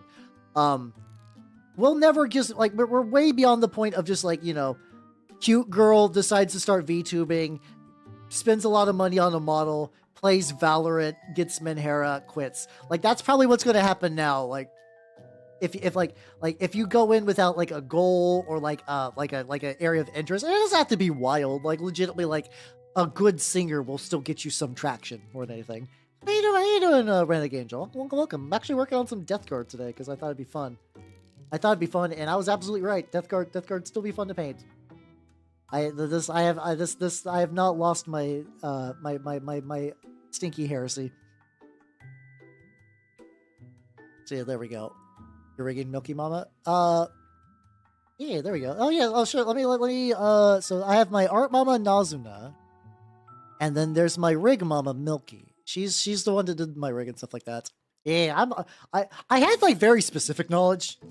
Like it's hard to find a V. Like there are other VTubers that kind of have like I think my closest like competitor is not the right word. Like contemporary. That's the word I was looking for. Probably Dice Queen D, where she is similarly also deep in the sauce of she leans more TRPG while I lean more wargame these days. But like very, very similar. Like we grew up at similar times. We have similar interests. Like it's like she's got like a lot of the similar ideas. So if you like me and like I'm not on during a specific day, check out D. Honestly, she's very, very cool. Let me shout her out. I'm doing good. I'm painting the lads. I have now 2 cat. Fuck yeah, let's go. I've increased cat.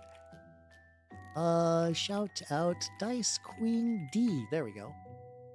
Yeah, very nice lady. Very nice lady. So yeah, like when I say like as the bad side of a niche, like, you know, there are people that are like, you know, I'm not going to be the loud big screams VTuber.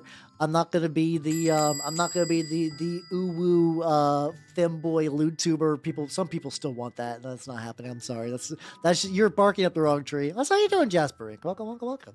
You don't know me? I'm Halbernaut the Mimic Elf. I'm a miniature painting VTuber of the Nurgle and Scame variety, and I'm working on touching of a flesh cloak for the lad. How you doing? So yeah, like so yeah. I think VTubing is going to go strong until Twitch as a website closes. Like I think we're just at that point where it's just a style of streaming, and we'll probably actually see us if anything, and wait for lunch. Oh you fucked up then. I'm sorry. You instead had to you instead got tricked into watching an uncle just describe all the fun little toys he's painting. Use a base for that. Hey, let's go. Your massive titties, big badonkers.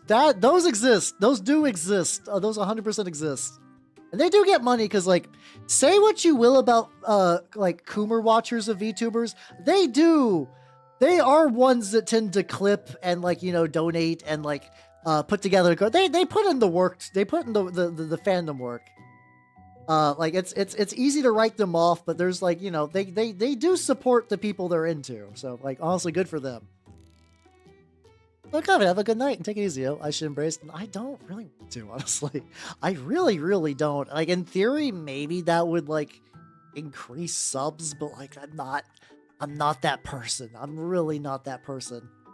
Like, and it's just not gonna happen. And, like, I say that too, as in, like, those VTubers do exist. There are uwu femboy VTubers who will moan into a mic and play Apex for you. They exist.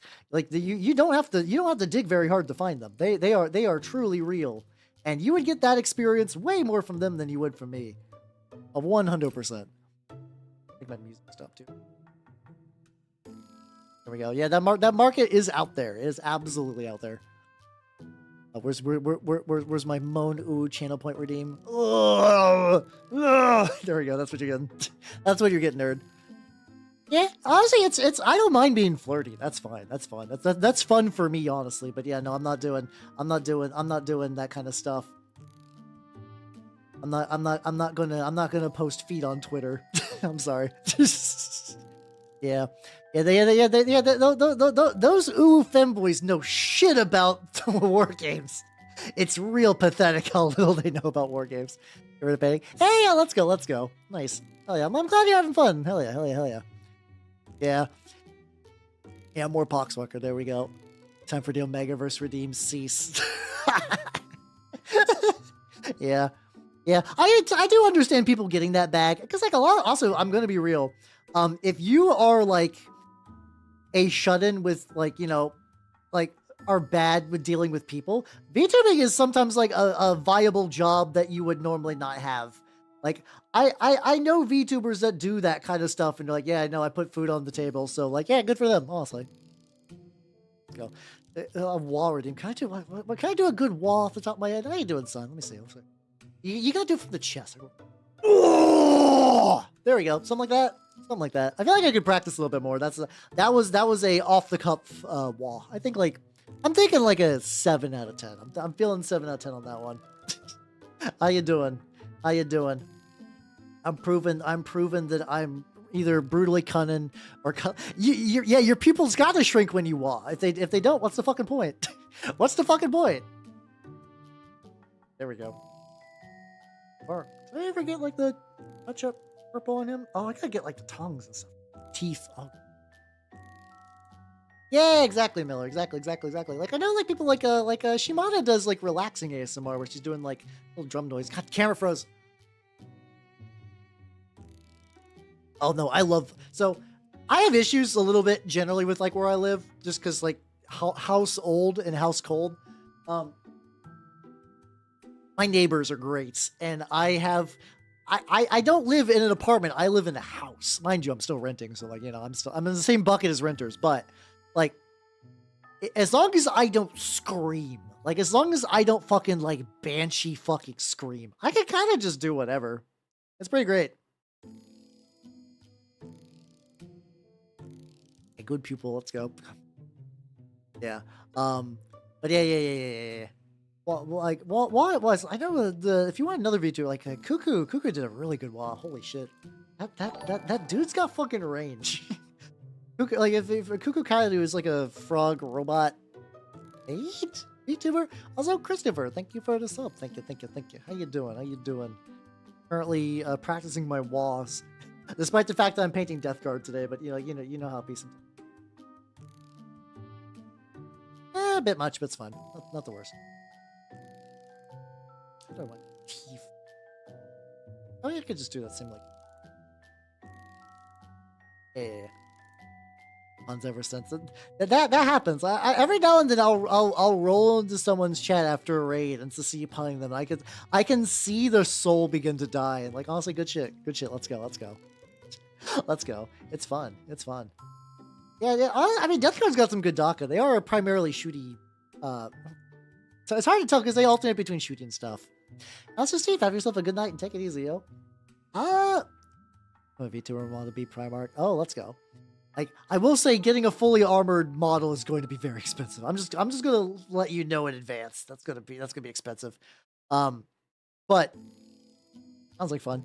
So Death Guard, if we're talking 40K factions, I kind of like originally I was into Death Guard. Like, you know, Death Guard are cool, they're fun. Lord of Silence is a fun book, but like I really like Word Bearers. Like I like their looks, I like what they do.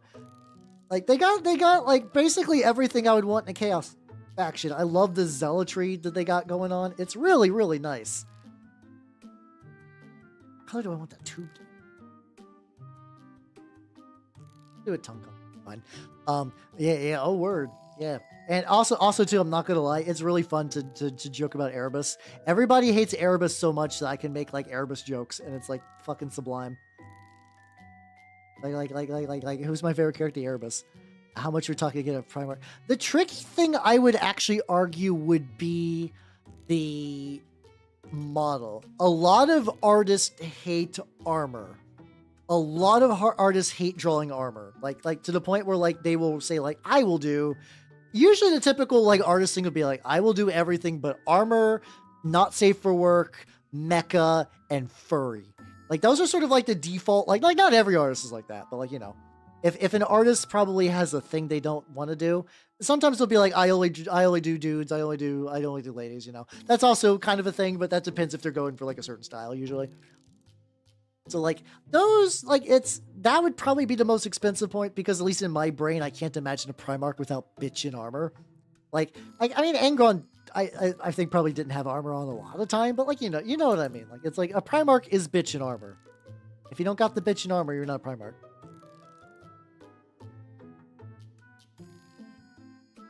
Deal with deadly sins of the court. Oh yeah, that'd be cool. That's one of those things I think is only a matter of time. I think that is 100% only a matter of time, and we'll probably see that before too long.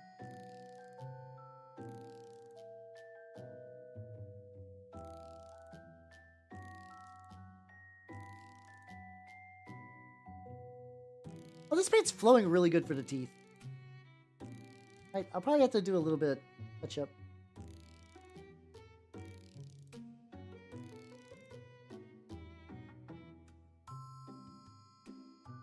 Hey, there we go, teeth. Let's go.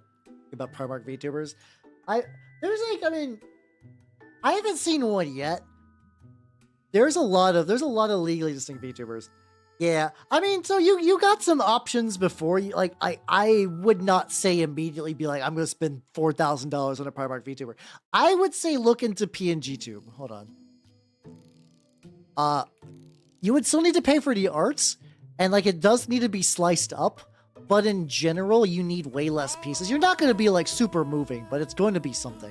Hey, how's it doing, Mako? How you doing? Welcome, welcome, welcome. How was the Legion? If you guys do not know me, I'm Halbernot the Mimic Elf. I'm a miniature painting VTuber of the Nurgle and Scave variety. It's been a while. How you been doing, Mako? It's been a fucking huge amount of time. How you doing, Neko? Hello, Average Jeeves Enjoyer. Hello, Denied. Welcome, welcome, welcome. And if you guys do not know me, I am Halbernot the Mimic Elf. I feel like I did. I feel like I read some of her lyrics out, and it's one of those ones that if you read in, like, a really calm voice, it just reads weird. Also, Neko, thank you for the follow, and welcome to the workshop. Welcome, welcome, welcome. So yeah, today I am painting some Death Guard. Let's go. I'm trying. I'm still trying to get used to the way people say, like, cunty as, like, a regular word. It still feels weird to say. I don't know why. I'm still getting used to it. So, like, I'm trying to be hip. Oh yeah. Oh, if you want some sick shit, there we go. I have to evolve with the lingo. You want to see something, like, really rad? I'm hip. Yeah, check this guy out. Hold on. This is my Hunter of the Left-Hand Path for Trench Crusade. So yeah, I do a lot of minis, Warhammer, I do Trench Crusade, I do Turnip 28. If you would like to see like my full amount of minis, I got a bunch on my Instagram. Hell yeah.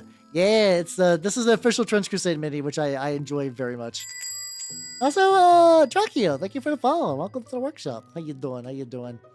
Yeah, I've been working on some Death Guard today just because I've been feeling like it. Also, this one I want to show this one off because this is still one of my favorite minis I've done recently. It is a Lust Court Sorcerer for Trench Crusade. The other one is a Bone Suck Maul. I kit bash this one entirely. I kit bash this one out of just like a couple. I think it's like one, two. That's only like 3 kits. 3 kits, 4 models. No, 5 because the Rising Blood is actually a separate 3D print. So yeah, I like the gross models, and I also like you know.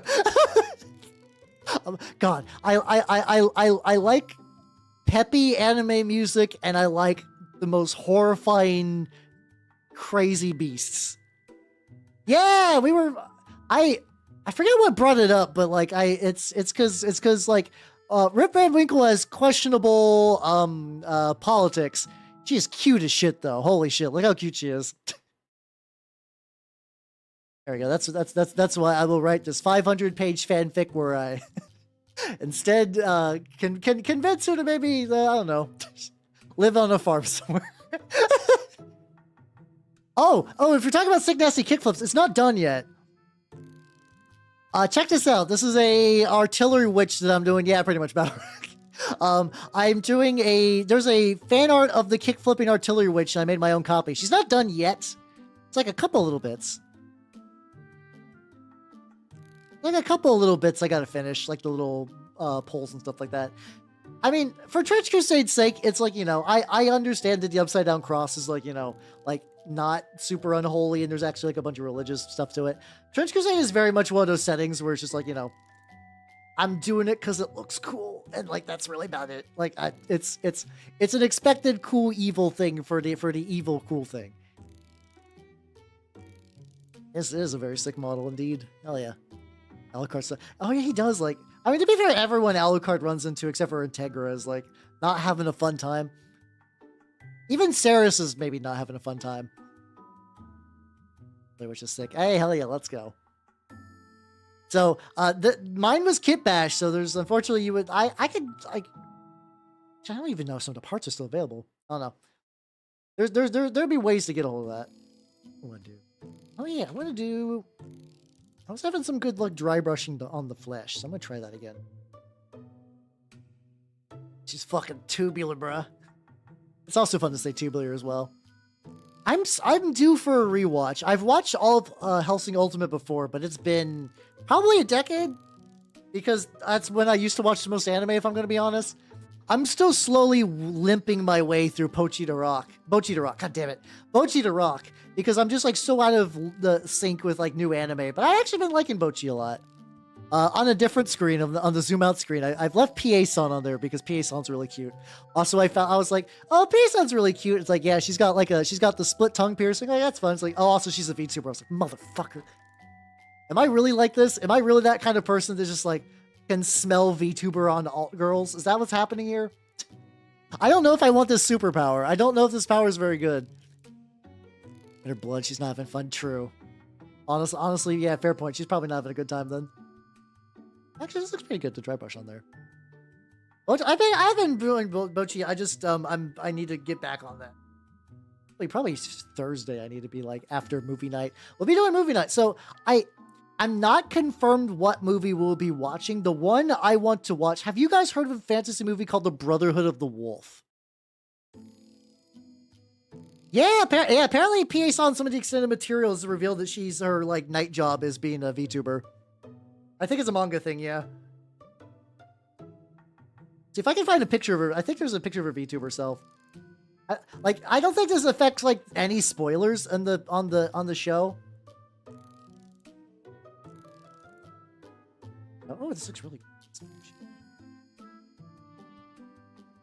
Hey, look at the lad. Let's see if I can find that. Maybe it comes from the special. Yeah, let me see. Let me see if I can find Bochi PA San Vtuber. Let's see if I can find that. See if I can find her Vtuber model.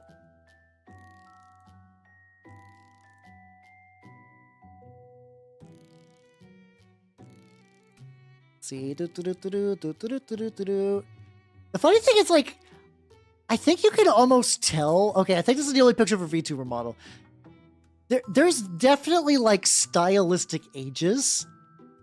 The Mummy on movie night. Not yet, no. I think the Mummy would actually qualify because there's magic and swords. I think the Mummy probably would fit pretty well.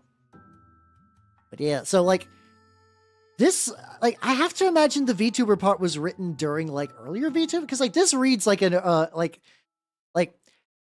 this is like an early Niji Sanji design. Or like a kind of like the thing that like Tokino Sora, like that kind of like classic kind of like you know, what VTuber are you? I'm a lady, probably in high school, like you know. Oh yes, oh yeah, they're probably like assuming this happened in like 2000, like I don't know how long Bochi's happened, so like if that made its way to like 2018, 2019 when that was introduced, yeah, it's kind of like early tubers. Yeah, Brother of the Wolf has a lot of that stuff. Yeah, it's like Brother of the Wolf is a movie that's was apparently really influential to Bloodborne. And I think that'd be a fun movie night to watch. Yeah, Kizuna I maybe. I still argue more early Niji Sanji though, but say some idea. Want to hear a joke? Yeah, I'm down for it. Enjoy Trench Crusade, we'll go and say, hey yo, let's go. Oh yeah, I to be fair, I have basically every faction at this point. Yep.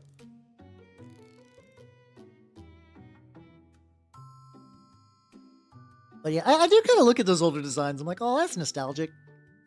That's nostalgic. Looking for a bone color. I do. Oh, I remember now. I did this off-white. I was like, what color did I do your bones, my guy? I gotta do another dry brush again. Which was Serialization 2017. Okay, so that would be. Oh, let me see. Tsuki no Mito. There we go. The Incho. Let's find out when she came out. She debuted 2018. So assuming it took like an hour, like a year for that to come out. Like for people, I think like after like the Niji Sanji prominence in the West has Niji Sanji in the West has fallen, but like I don't think like the Japanese side of the Niji Sanji really carried forward. Okay, you guys are saying Kizuna. You guys might be right, but here's my counterpoint. Here's my counterpoint. Early 2018, Tsukino Mito. Like effectively the Tokino Sora of Niji Sanji, like their big leader, like very classical like anime schoolgirl outfit. I'm thinking it's her. I'm thinking she's the inspiration source. I'm thinking they saved that joke for in a later volume and then introduced it then. 27 was 8 years ago.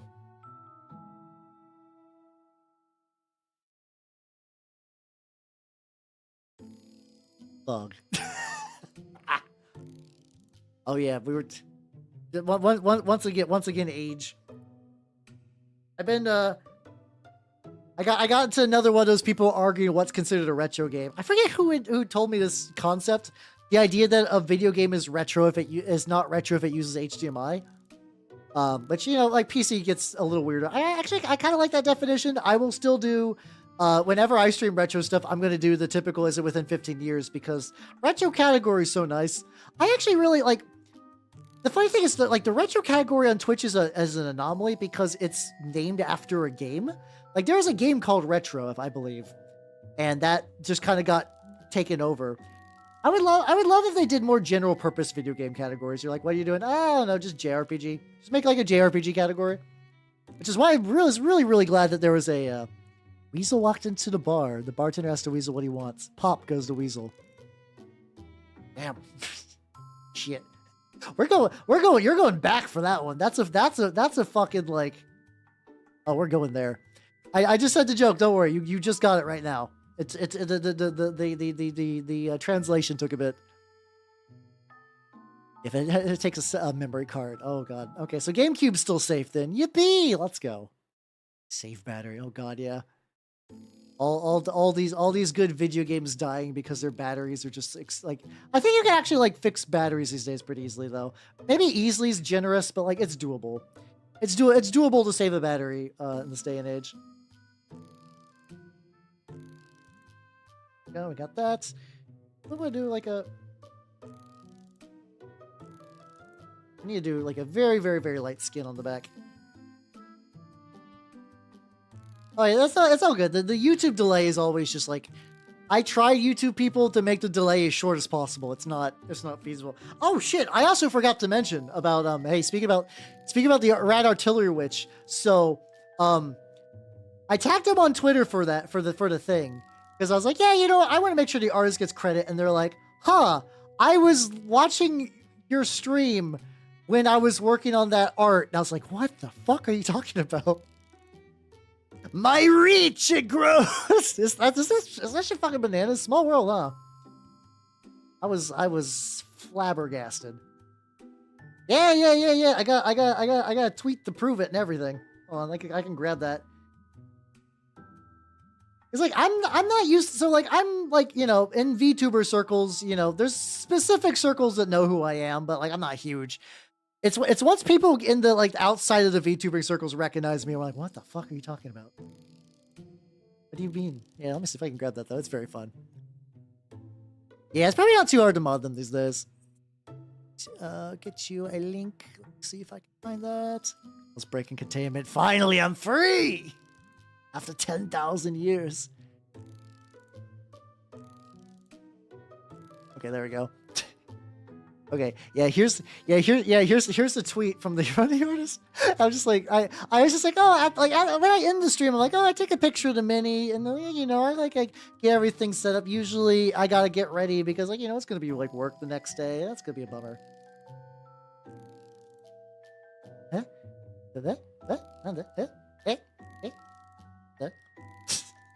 Wild shit. Oh yeah, this guy needs the Warplock bronze. Oh shit though. Access to the lighter purple. Oh god.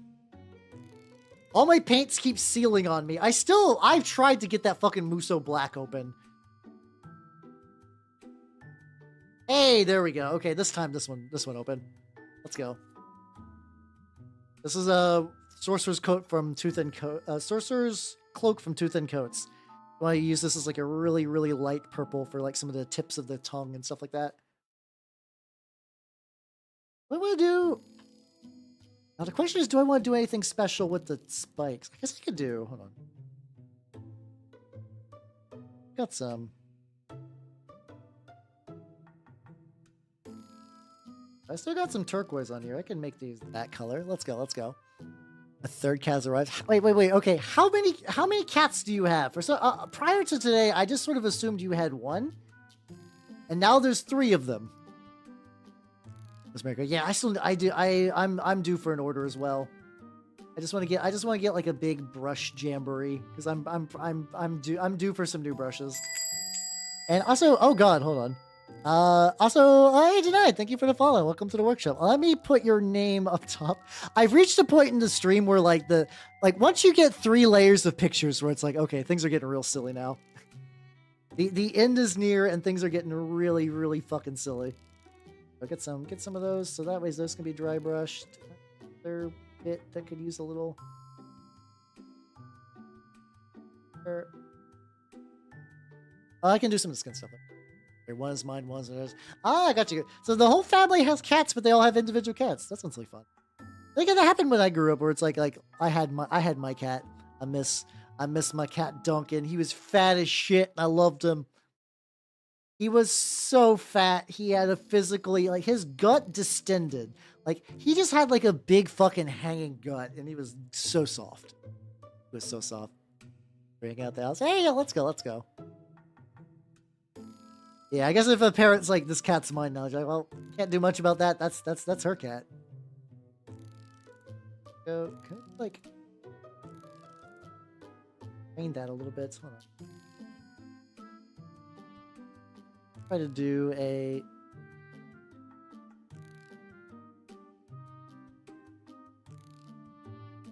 Hey, there we go. Still might have probably had a bit better time going. Probably going yellow, but actually that's not too bad. Let's go. Let's go. Let's go.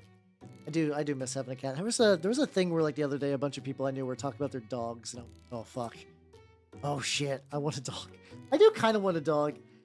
It's weird. Like I know a lot of people in like single person households have dogs, but I'm like, but what if I'm gone? And I know it's because a lot of dogs sleep during the day. But I was like, but if I'm gone, who's gonna watch a dog? I don't know why that fucks my shit up so bad. And that feels, yeah, I've not tried some of those like long handle brushes. I actually don't entirely know exactly what super difference between the 7-inch handle and the 11-inch one. I guess there's other than just like legitimately just the length of the fucking wood. Which luckily for me, I got tiny baby hands, so I can use I can use whatever size I want. Specifically the smaller ones to save money. Now is time to do the fun part, which is applying the Warfall Bronze. Will I have time to use enamels tonight? No. Well, that'll be fine, though. This will give me some time. I probably, if I'm going to be honest, immediately after stream, I'm probably going to start, like, going through my STL collection to look for parts for their bases. Got airbrush needle and scratch the texture and stuff. Oh, that's always fun to do, too. I've been seeing, so what I did is I got some... That's a cool thing. I got a bunch of metal toothpicks because I was told that like that was a cool way to do that kind of texture. We just kind of go like, kind of add a little bit. I could just kind of add that to the skin.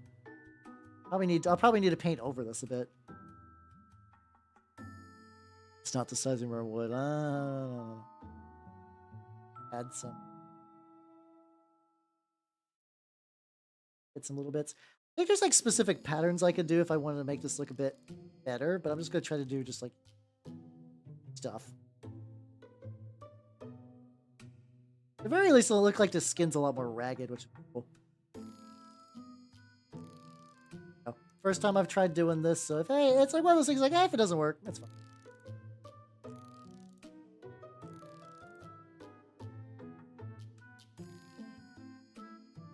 There. Okay, I think I'm supposed to take a brush and kind of like wipe this away afterwards.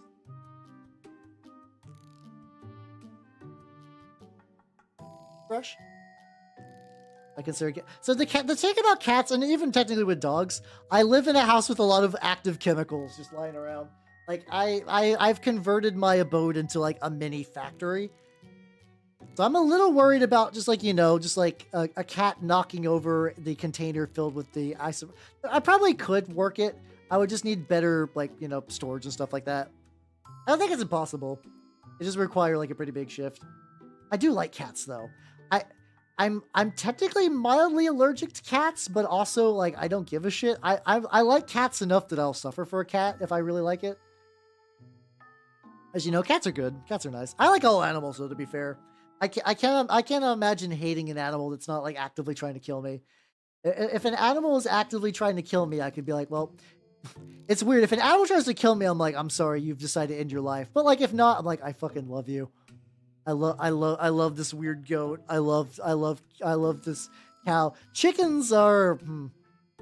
I have a grudge against chickens because one pecked me under the knee when I was playing hide and seek when I was younger, and I never forgave them. But you know what? I've eaten so much chicken over my life. I think chickens probably are still fine. I would still like to hang with a well-behaved chicken, as one does. I think probably one of these days I will for sure. You go kill us. Oh, let's go. Everyone pet your animals for me. Do it. If you don't have any animals, pet your nearest family or friends. I don't know. Do what you want to do. You know your immediate surroundings better than I do. Significant other works too. Follow your heart. I feel like a little metal sheet.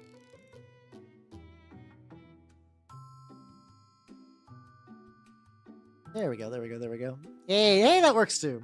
I will take a large stuffed shark at the end of the day.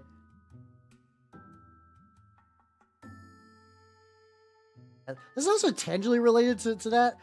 Like, I can't go to an IKEA near me. I might be going to a Costco soon. I've actually never been to a Costco, but I've been tempted with a Costco nearby. So I might actually, I've never gone. I've never gone. But everyone who talks about it sounds like they went to the promised land. So I've been very curious about it. Also, like the me that worked on this previously drilled the barrel but fucked up. The barrel is very thin. I just didn't get that right. That's fine. That's fine. Luckily, I have a bunch of Death Guard, and like once they're lined up in one nice big unit, they'll be like, whoa, look at the Death Guard. Oh, speaking of which, I gotta get you. Go. Oh yeah, no, I know it's a membership. It's like 65, something like that. That was a wee lad. I don't even like. It's about to send a message for Nug. No, I fucking love nuggets. I love nuggets. They're not my favorite chicken method. I would rather do wings than nuggets, but like, I would absolutely. Oh, wings sound great. I did the classic mistake where I thought of a delicious food and now I want it. I messed up. What I gotta do for you, but oh, I gotta get that. There's like a tiny little fix that needs to be. Why, indeed. I feel like there's a setup to that joke that I'm just totally missing the context for, and that's fine. Rotate banan.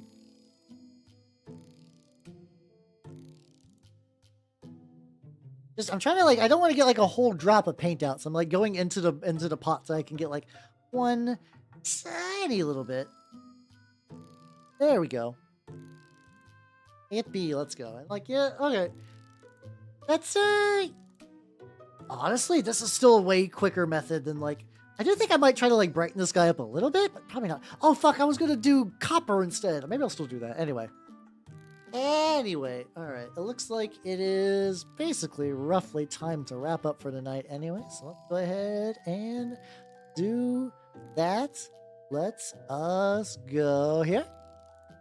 Let's go here. All right, thank you for coming, nerds. I had a lot of fun. Schedule-wise, let me double check the mic. There we go, I can hear myself. Schedule-wise, tomorrow, I will be back to playing Legend of the Mystical Ninja featuring Goemon. Or starring Goemon, I forget which. I've been looking forward to playing that game again. That game was super, super duper fun. Holy shit, that game is super fun. Besides that, on Thursday, we'll be watching a movie night. Like I said, probably Brotherhood of the Wolf. Maybe. If I can't get it, I got some options. Then on Saturday, this is going to be a mini painting heavy week. I'm going to be doing Trench Crusade painting this weekend. Mostly cause, next week, I will be out entirely for MagFest. No streams, nothing. I figured I'm going to be leaving that Thursday, and also like, hey, I haven't taken like a whole week off in a while, so like that's probably a good idea. So I'm gonna be doing that. So with that, hey everybody on the YouTube side, I will catch you tomorrow for Mystical Ninja. So bye bye YouTube people, bye bye.